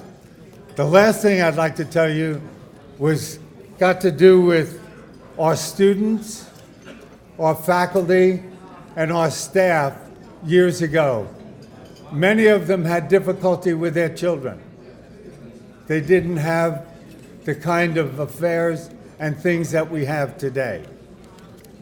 Annette Olson was one of my counselors, and we developed a program for all of those people that I just mentioned, and those people were able to bring their children to the college, which then, at that time, was absolutely unique. Nobody was doing childcare at any college that we could remember. We didn't care. We thought it was a great idea. And it was. And it grew like topsy. So much so, they left the academic building years later after it got too big and went down to the Dalrymple House. And that became the student center for our young students, hopefully that would come to the college at some time in the future. Well, that's a little of what went on. I'd like to say that it was probably the best 26 working years of my life. I had the most wonderful staff of people who could do nothing but care for students. Every day they came to work. And fortunately, I don't think I ever lost one of those individuals before they retired and before I retired. So I think it was just a wonderful, wonderful staff that we had. And I'd like to say one last thing. Elsie, I'm getting emotional. Elsie, would you stand up, please? The other part of my life is my wife, Elsie. We just celebrated.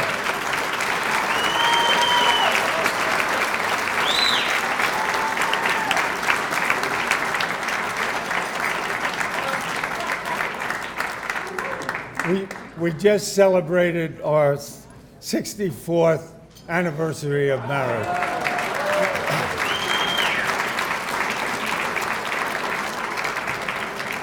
And in that time, we learned some lessons. Our 4 children are here with us. We have developed 12 grandchildren and 5 great-grandchildren. But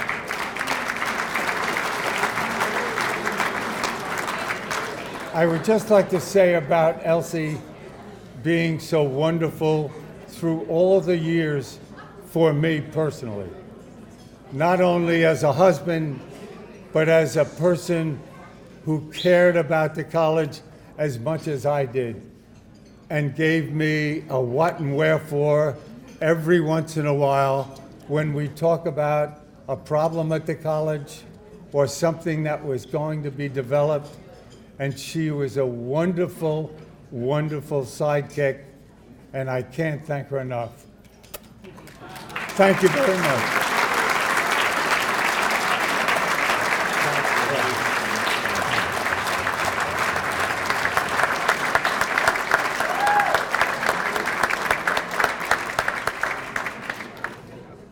For our next presentation, I'd like to call up Mr. Bill Kleppe to induct Mr. Dennis Mack.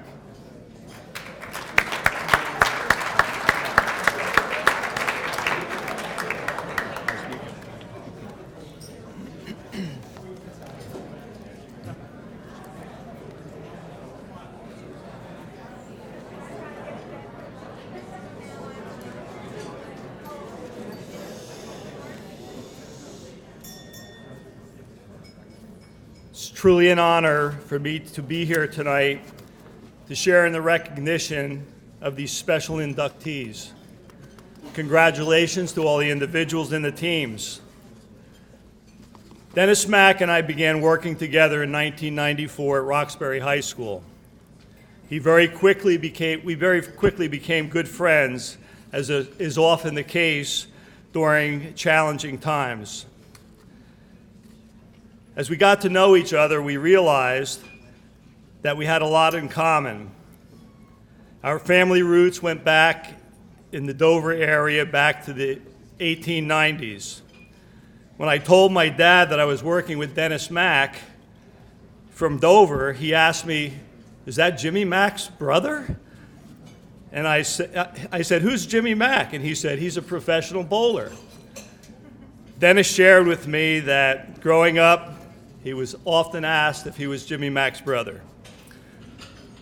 Dennis was a great bowler himself. As a youngster, he won 2 youth New Jersey bowling championships. Dennis came from a very athletic family. His dad was an all-state basketball player, and his brother eventually going into the Professional Bowling Hall of Fame. When Dennis played basketball, they described it as smooth as burlap. Being the youngest, they took Dennis's love for baseball and taught him the fundamentals at a very young age. We grew up in a very special time. No computers, no cell phones, and very little distractions. Like most of the kids from our era, we spent our time together with our friends playing sports. Not organized sports, but pickup games of football, basketball, and baseball. We all learned to organize ourselves as we picked teams, solved disputes over calls, learned to make adjustments if we didn't have enough players, like if you hit the ball to right field, it's an automatic out. We didn't play for trophies or ribbons or recognition. We always tried our best and quickly learned that you didn't always win, and sometimes you got picked last, which made us try even harder. There were always going to be guys that were bigger and stronger, and sometimes it was important to stand up for the little skinny kid. All of those experiences helped us through our careers. Maybe more importantly, we were lucky to have parents that loved us and knew that failure was a part of the learning process. We all had great teachers and coaches. For my dad, it was Coo DiLorenzo, his high school basketball coach at Dover, who also happens to be Dennis's uncle.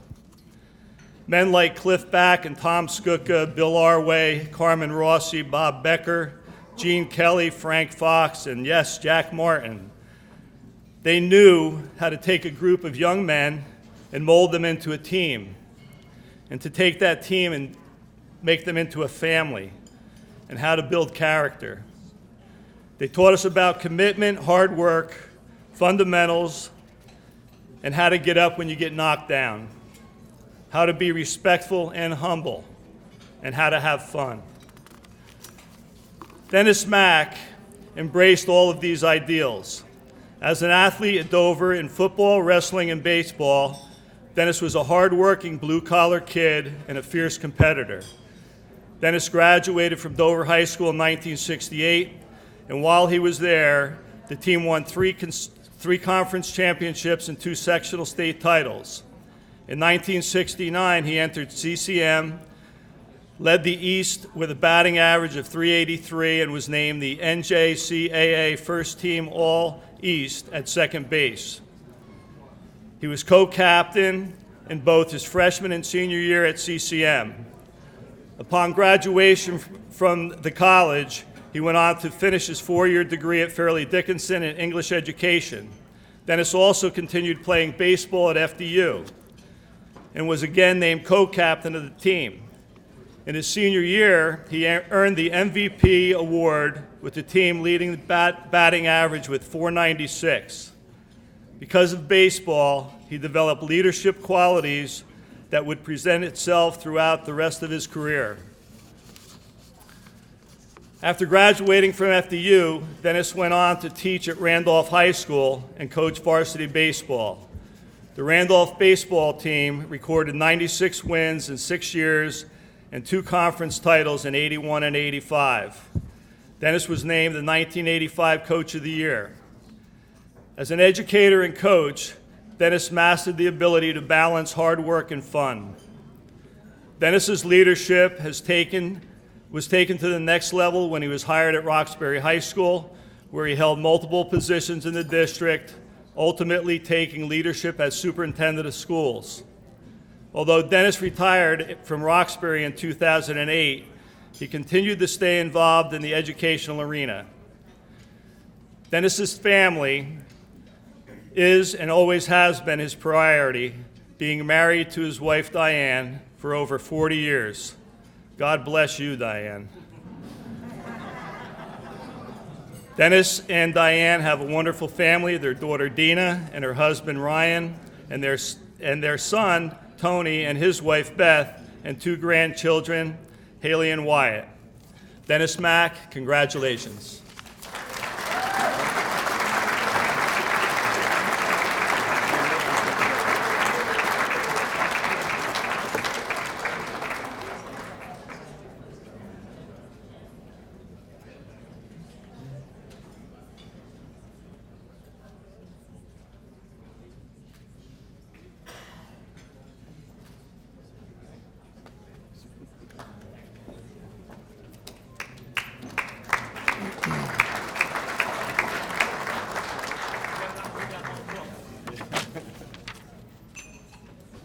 Thank you very much. Hi, Ed.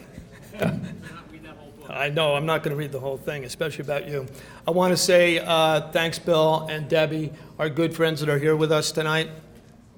You know, when I first started to think about what I was going to say tonight, I am used to speaking in public, being a superintendent for 20 years. I'm saying, what am I going to say about myself? I don't want to say anything about myself. And I realize it's not about me. It's never been about me. It's about saying congratulations and thank you to the people who gave me these opportunities. So I got a list of people. I told Jack I'd be quick, and I will. And I know we're way over time. However, the first person I have to thank is Dean Dragonetti. He doesn't remember it, but I do. My dad died when I was in high school, and there was no college for me. It wasn't going to happen. And county college came along. And in those days, you actually had to go for interviews, and you just weren't accepted. Until I found out, Dirk, was I automatically accepted? Because I thought I had a bit. So anyway, I go to the interview, and I'm a nervous wreck, and my mother's with me, and I came out, and I go, I was awful. I was awful. And she goes, well, maybe he'll find a spot for you somewhere in there, because I needed to go so badly. So thank you.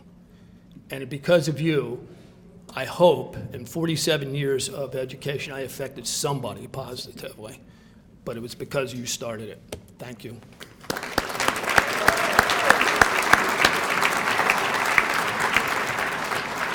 The next person is the person who is the reason why most of us are here athletically, and that's Jack Martin.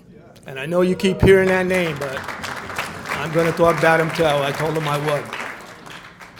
Quick story about Jack Martin.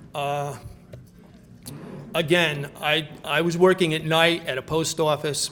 My mother was very ill. My father was gone. We had lost our home. A lot of things going on. And we used to get $6 for meal money for away games. But Jack Martin always found that there was extra money somewhere around. And guess who got it? Here, just take it. I'd have to give it back anyway. Just take the money. He always made sure I got extra money. $6 was huge to me. I told him thank you, but I finally got my chance to thank him in public with at least 250 people here. You are the best. I told my family this a million times. Thank you. And I can't say enough. Thank you, Jack.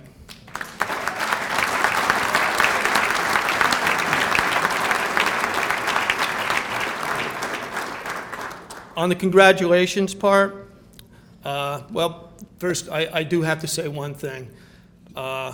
Lee Saris is probably going to steal this from me, but when my dad taught me how to play, I always played up. My brother was a great athlete. In fact, I don't even know if that says Dennis Mack on there. It may say Jimmy Mack's brother, because that's how I went. However, he always brought me along. My brother was 6 years older. He said, my brother plays, sometimes right field. But he always let me play. And they showed me 3 or 4 basic things. If it's below your waist, this way. Above your waist, this way. Keep your elbow in when you hit. And when you throw, thumb to the thigh, reach for the sky. And I remembered it to this day. They're not with me anymore, but I know they're looking down. Thank you.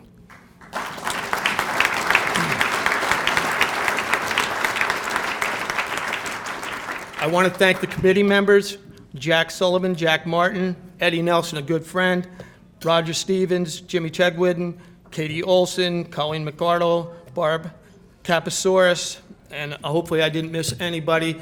Thank you so very much for including me. All of the honorees, congratulations. I know you as well all have stories about how it worked and how you got to these places. And I'm sure none of you, like me, ever expected to be standing up in front of somebody like you, this wonderful crowd, and saying, I'm going in a Hall of Fame. You never thought about it, but here we are. So congratulations. To the baseball team, the soccer team, and everyone else. I don't know if this checked out.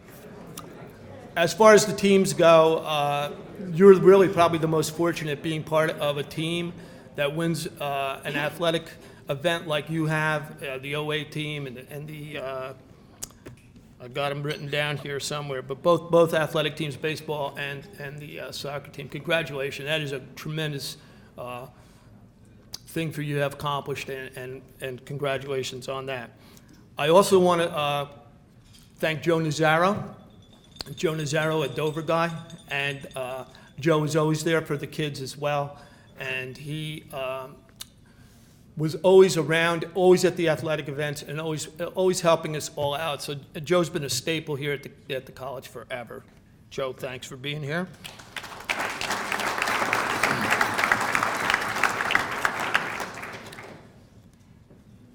To my teammates, and I have a couple of them back here, Rich Hugg, Jeff Caker, Joey Rampone, thank you so much for being here. Great players and great guys, and Bobby Lampkin, thanks Bobby, and Pete Sacco's here as well, thanks Pete. And there's so many people that are here from those original teams. I was lucky enough to get the first hit in the County College of Morris history. And since then, they've got 50 major league players. Wow.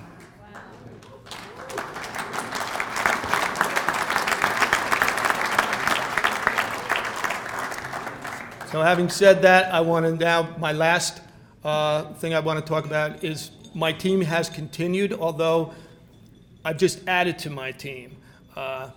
We got a manager 40 years ago. She was the MVP. She is also our best player. She is the #1 player on our team, and that's my wife, Diane. I can also thank Ed. He was with me the first night I met my wife. I'm going to marry her. I bet you are.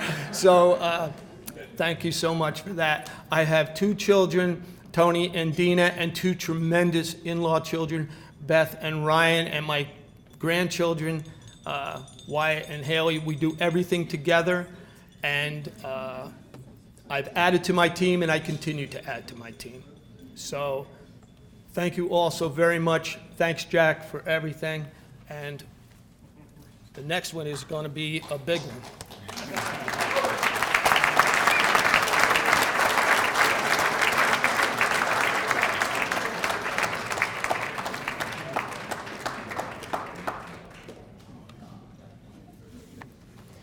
I'd like to call up Mr. Ed Nelson for our next induction for Mr. Ed Higdon. I'm not bringing a book.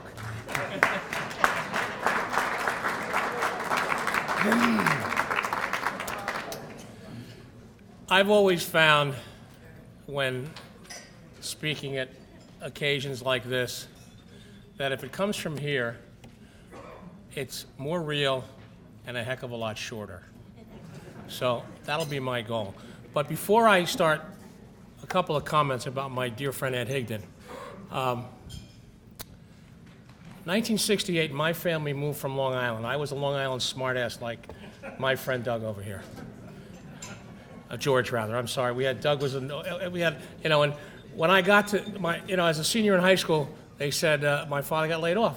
So you're not going to Manhattan College, you're going to CCM. Fine. 50 years later, we're still working together. Okay? First year in, this Long Island smartass goes to see the athletic director, Jack Martin, and I said, listen, I think we have to have a hockey club up here. There's all these mutts walking around campus. He said, well, you have to see George Dragonetti. I said, okay, fine. I was never shy, imagine that. And he said, well, you're going to need a budget, you're going to need this, and we walked through the process. Had our first team, first year. I went on to Glassboro, now Rowan University. Graduated in June of '74, and I don't know, we had a softball game or a golf game or something. Jack says, I need a coach. Can you coach these? Can you want to be the coach next year? I said, okay, fine. What the hell did I know? So I went to 4 coaches' clinics, you know, shoved as much I could into this giant coconut of mine, and come September, we're having our tryouts, and lo and behold, I'm blessed with 5 returning players. Tom Gensch, who's here tonight, who came in from Toms River, Joe Grum, who was our team captain, George Traver from Chatham, who was one of our other alternate captains, and Harvey Bain, who was the head coach at Randolph High School and later Bayonne High School for 30-some-odd years and is in the High School Hockey Hall of Fame. And Ed Higdon. I had a couple of freshmen on that team, both of whom are here tonight. One flew in from Puerto Rico, one flew in from La Jolla, California, to be with Ed. First game, we're down in Branchbrook Park in Newark. Doesn't exist anymore, okay? We're playing the Newark College of Engineering, now at the New Jersey Institute of Technology. Midway through the second period, my defenseman over here, number 3, Mr. Ed Higdon, gets in a fight. Thanks a lot. We win the game, but now he's got to sit the next game. And I'm livid. So, since these young men were only a few years younger than I, and obviously a lot smarter, one of them says, Coach, he says, you know, Eddie played forward in high school. He wasn't a defenseman. He says, if you move him up, we'll get a little bit more value. So I said to him, Ed, defense or forward? He says, whatever. I just want to play. So we moved him up front. 57 goals, countless assists. We went to Lake Placid for a regional tournament. We finished second in the tournament to the national champion, Canton Tech. Got physically abused and humiliated, but came back winning 3 out of 4 games. We get home on late Saturday. We have a game on Sunday at home. Brilliant scheduling, Coach. Absolutely brilliant. And we're paying what turned out to be one of our arch rivals for many years, the Seahawks from Wagner College. Bunch of punks from Staten Island. Just my opinion. And at the end of 2 periods, we're losing 7-2. And I was nuts. What did I know? I'm nuts. I just said, this can't happen. We just played so well for 3 days up in tournament. We come back and we're going to lay down to these mutts. And they go out, head up the ice, and the last guy in the locker room is Eddie Higdon. Eddie gives me a wink. He says, don't worry, Coach, I got it. Scored 5 goals, 4 goals and an assist, 7-7 tie. We walk out. We ended up going to the finals that year. We won 22 games on the back of this fellow here and some of the others that are here tonight, okay? And we've been friends ever since. I hired him as an assistant coach in 1990 because after coaching for the first 5 years, I had an opportunity to go to Columbia University on a fellowship. And I remember going to see George Dragonetti. I said, George, what do you think? He said, get the hell out of here. I said, well, if I want to come back, he said, we'll talk, but get out of here. You're not going to have an opportunity like this again. So I spent the next 10 plus years in New York, various and sundry other, doing lots of other things. College dean for a while. I was another one of those guys named Dean. Went into business through my friend Dennis Frank over here, who came in from Puerto Rico today. And when I met my wife, I moved out of New York City, and Jack and I are playing golf. He says, I need a coach. You want to come back? Sure, why not? So we did. I said, I need an assistant coach. I'm going to call Ed Higdon. And he came up and joined our staff. Next 10 years, good portion of which he was there until he got a head coaching job. Morris Hills, he coached at Morris Hills High School. He coached a very understaffed hockey team. Coached soccer and what else at Morris Knolls? Girls soccer and lacrosse. Played when he was at CCM. Not only played hockey for us, played soccer for Fred Beyer. Joe Nazaro started a lacrosse team. You think Higden wants to play lacrosse? Hey, ask him. He did. He did. Junior Carmona had extra eligibility. He did too. Right? Never played lacrosse before.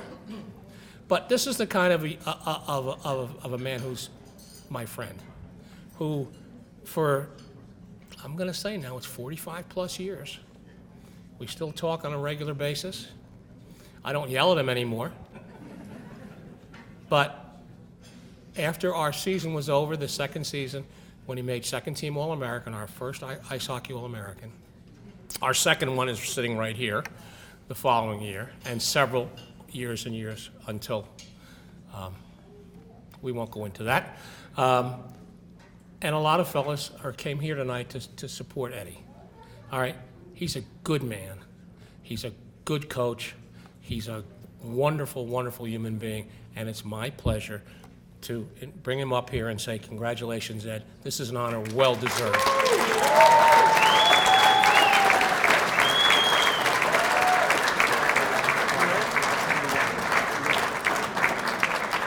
And by the way, this old fart just had a hip replaced 3 weeks ago.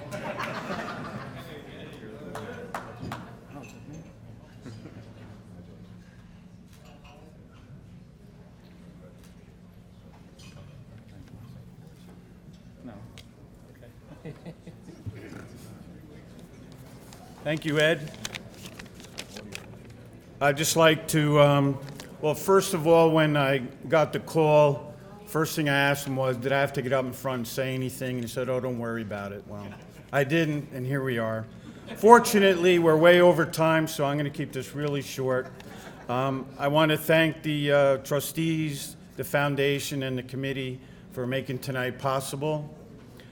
I'm humbled to be here and honored to represent the hockey team. I want to thank my wife, who's supported me through hockey. She's also a CCM grad, and I did meet her at a hockey rink. You know, like the rest of the inductees, I have stories, but I'm not going to go into them. You know, struggled as a student, but I kept at it so that I could play sports. And I've kind of kept that with me always. Learned how to be a coach here, and I've done that for a long time, and it's really made me what I am. Giving back to the programs. The other thing I wanted to say is I want to thank my fellow teammates that are here and some of the boys that I coached. It's incredible you came this far just to listen to all of this, but I really appreciate it. And I thank everyone else that's still here hanging in, listening to all this. We're almost done, so have a great night. Thank you.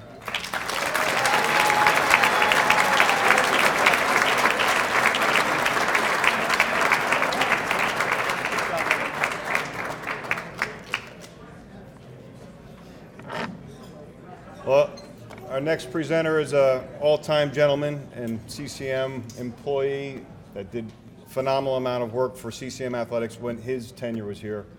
So I'm very, very proud to call up Mr. Jack Gallagher.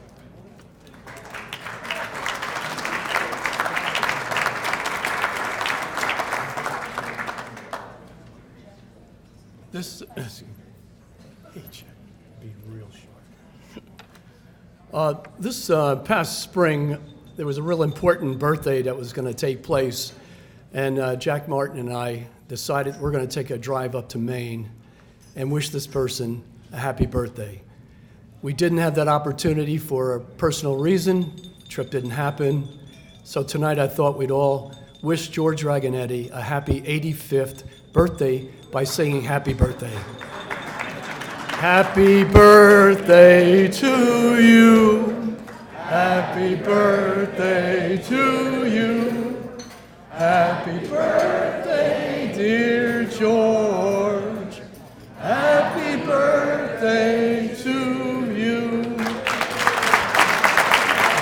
Thank you. Behind every great man, as I know, and so many other men in this particular room, there's a great woman, and behind Jack Martin, there's Pam. And when Jack made the decision to come to County College of Mars, it was Pam who gave him the encouragement. So that's a salute to Pam Martin. So I want to thank everyone for Pam Martin.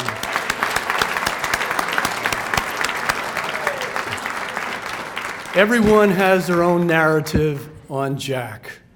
A lot of guys have come up to me and talked to me and say, I wish I was given the talk. But unfortunately, I'm the guy. So here it is, folks. I think Jack Martin's a great guy. I love him, and he's been a great coach, and God bless him. Come on up, Jack.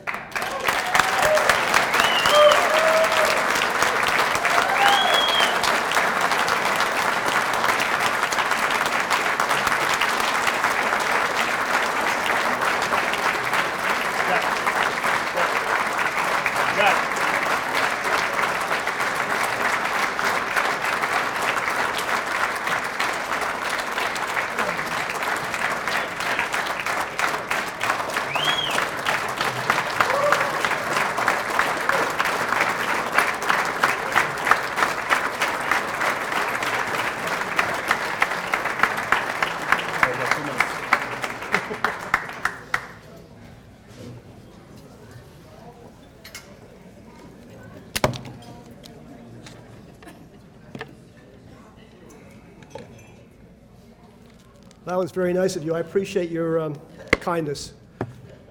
Lesson to be learned. Do not go last at a banquet.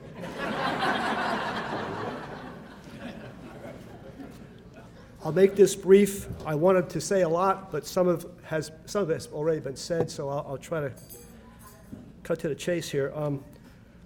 Got a lot of family here with me tonight, and I just want you to know that my 96-year-old Aunt Betty and my 94-year-old Aunt Marge are here.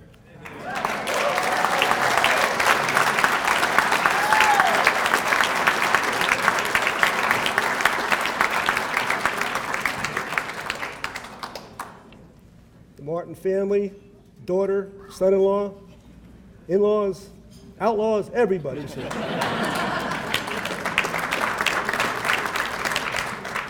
I'm coaching and teaching at Mars Hills in 1968. I get a call from my wife. Her grandfather's working in the president's office part-time doing a little custodial work.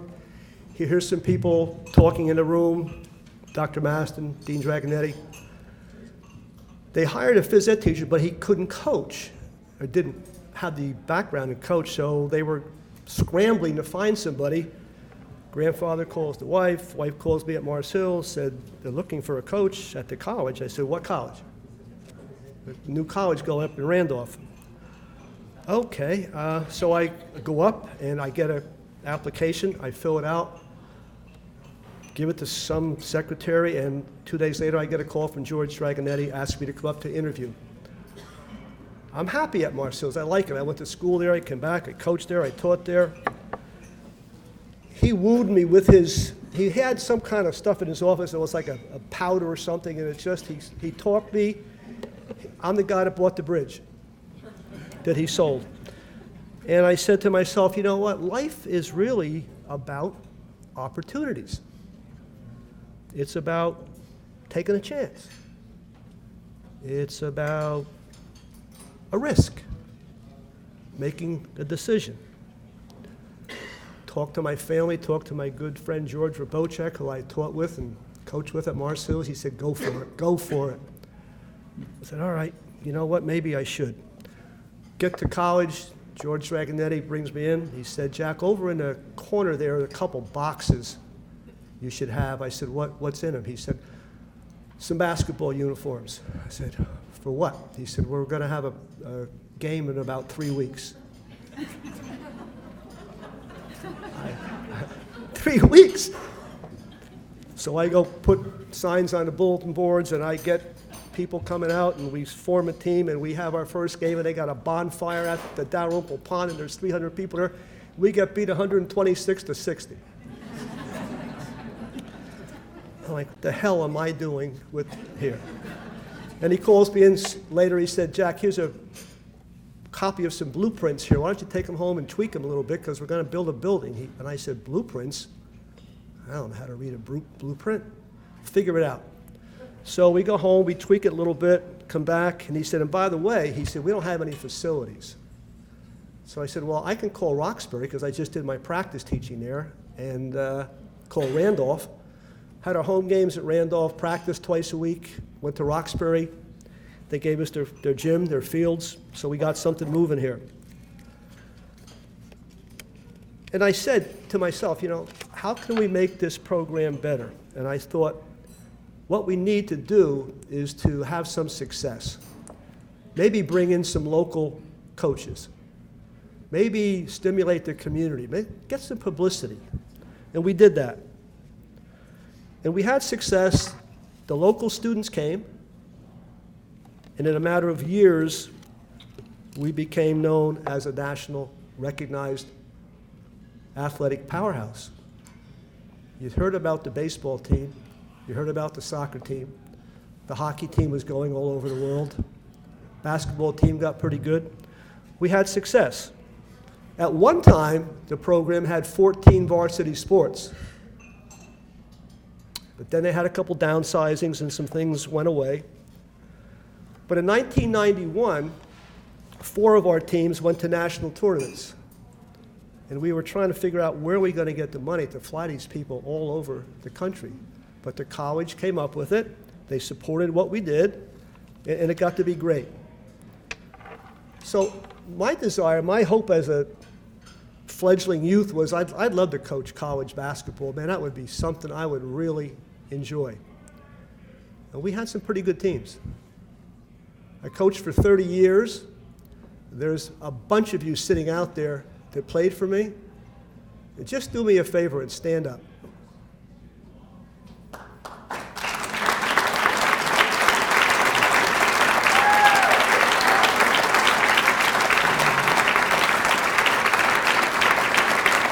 Thank you.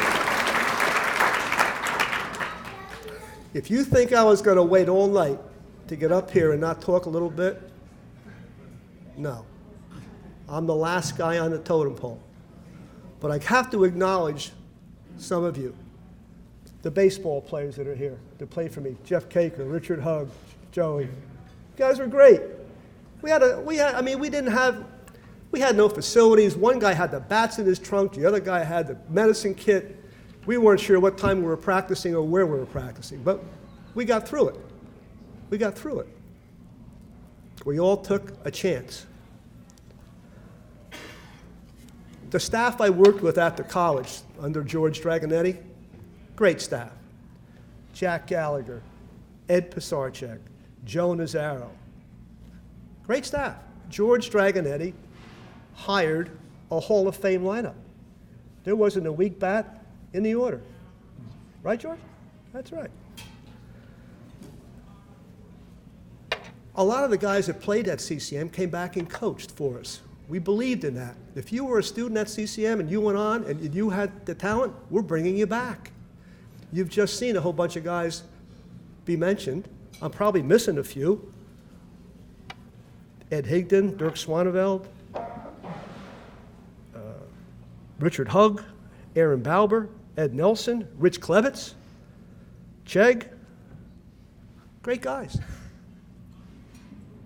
They were true supporters of what we did. We said, let's bring them back. Finally, I don't want to go on because you've had enough tonight. But this has to be told and not overlooked.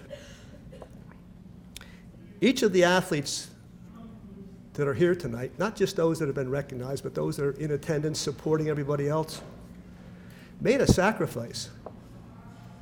Playing at a community college, no dorms, no training table. Got to get in your car, go home. Some of you going 40, 50 miles each way every day. Terrific sacrifice. It can't be overlooked. You made a commitment, and you honored it, which is so rare today. So I can't tell you how proud the administration was of what you did because you made extreme sacrifices. And to see what you've done, the success that this come back. I remember Terry Ryan calling me at my house after I hadn't seen him for 10 years. What are you doing, Coach? How are you doing, Terry? I'm driving a truck up in Cape Cod. Oh, that's great. Great? I don't know. 5 years later, I get a call from Terry Ryan. Hey, Coach, how you doing? Good. Terry, what are you doing? In California. What are you doing out there? I'm a regional manager. That's terrific. I don't hear from him in 5 years. Coach Martin, yeah, Terry Ryan. What are you doing, Terry? I'm up in Purchase, New York. What's in Purchase, New York? Pepsi headquarters. What are you doing there? I'm the vice president. You're kidding me.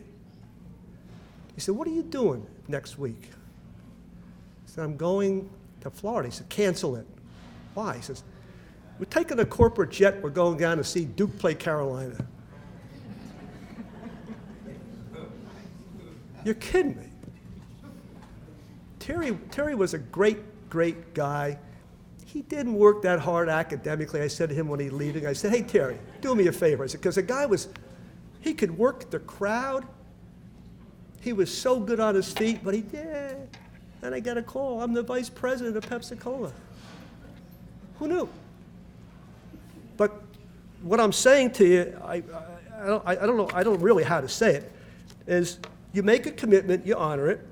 Life is about opportunity. Choices. Take the chance. My gut tells me, from what I've heard tonight,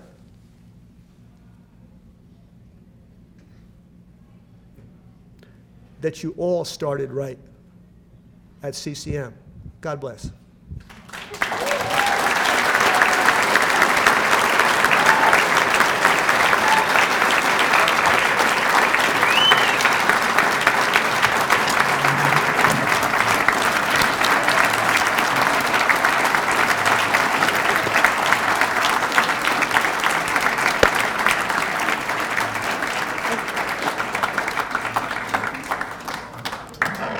Once again, I'd like to thank you all for coming. It was an outstanding evening. I would like to invite the inductees to bring their plaques and meet me in the back corner here for photo opportunity afterwards. Thank you once again. Go Titans, and this is a great night. Thank you again. Take care.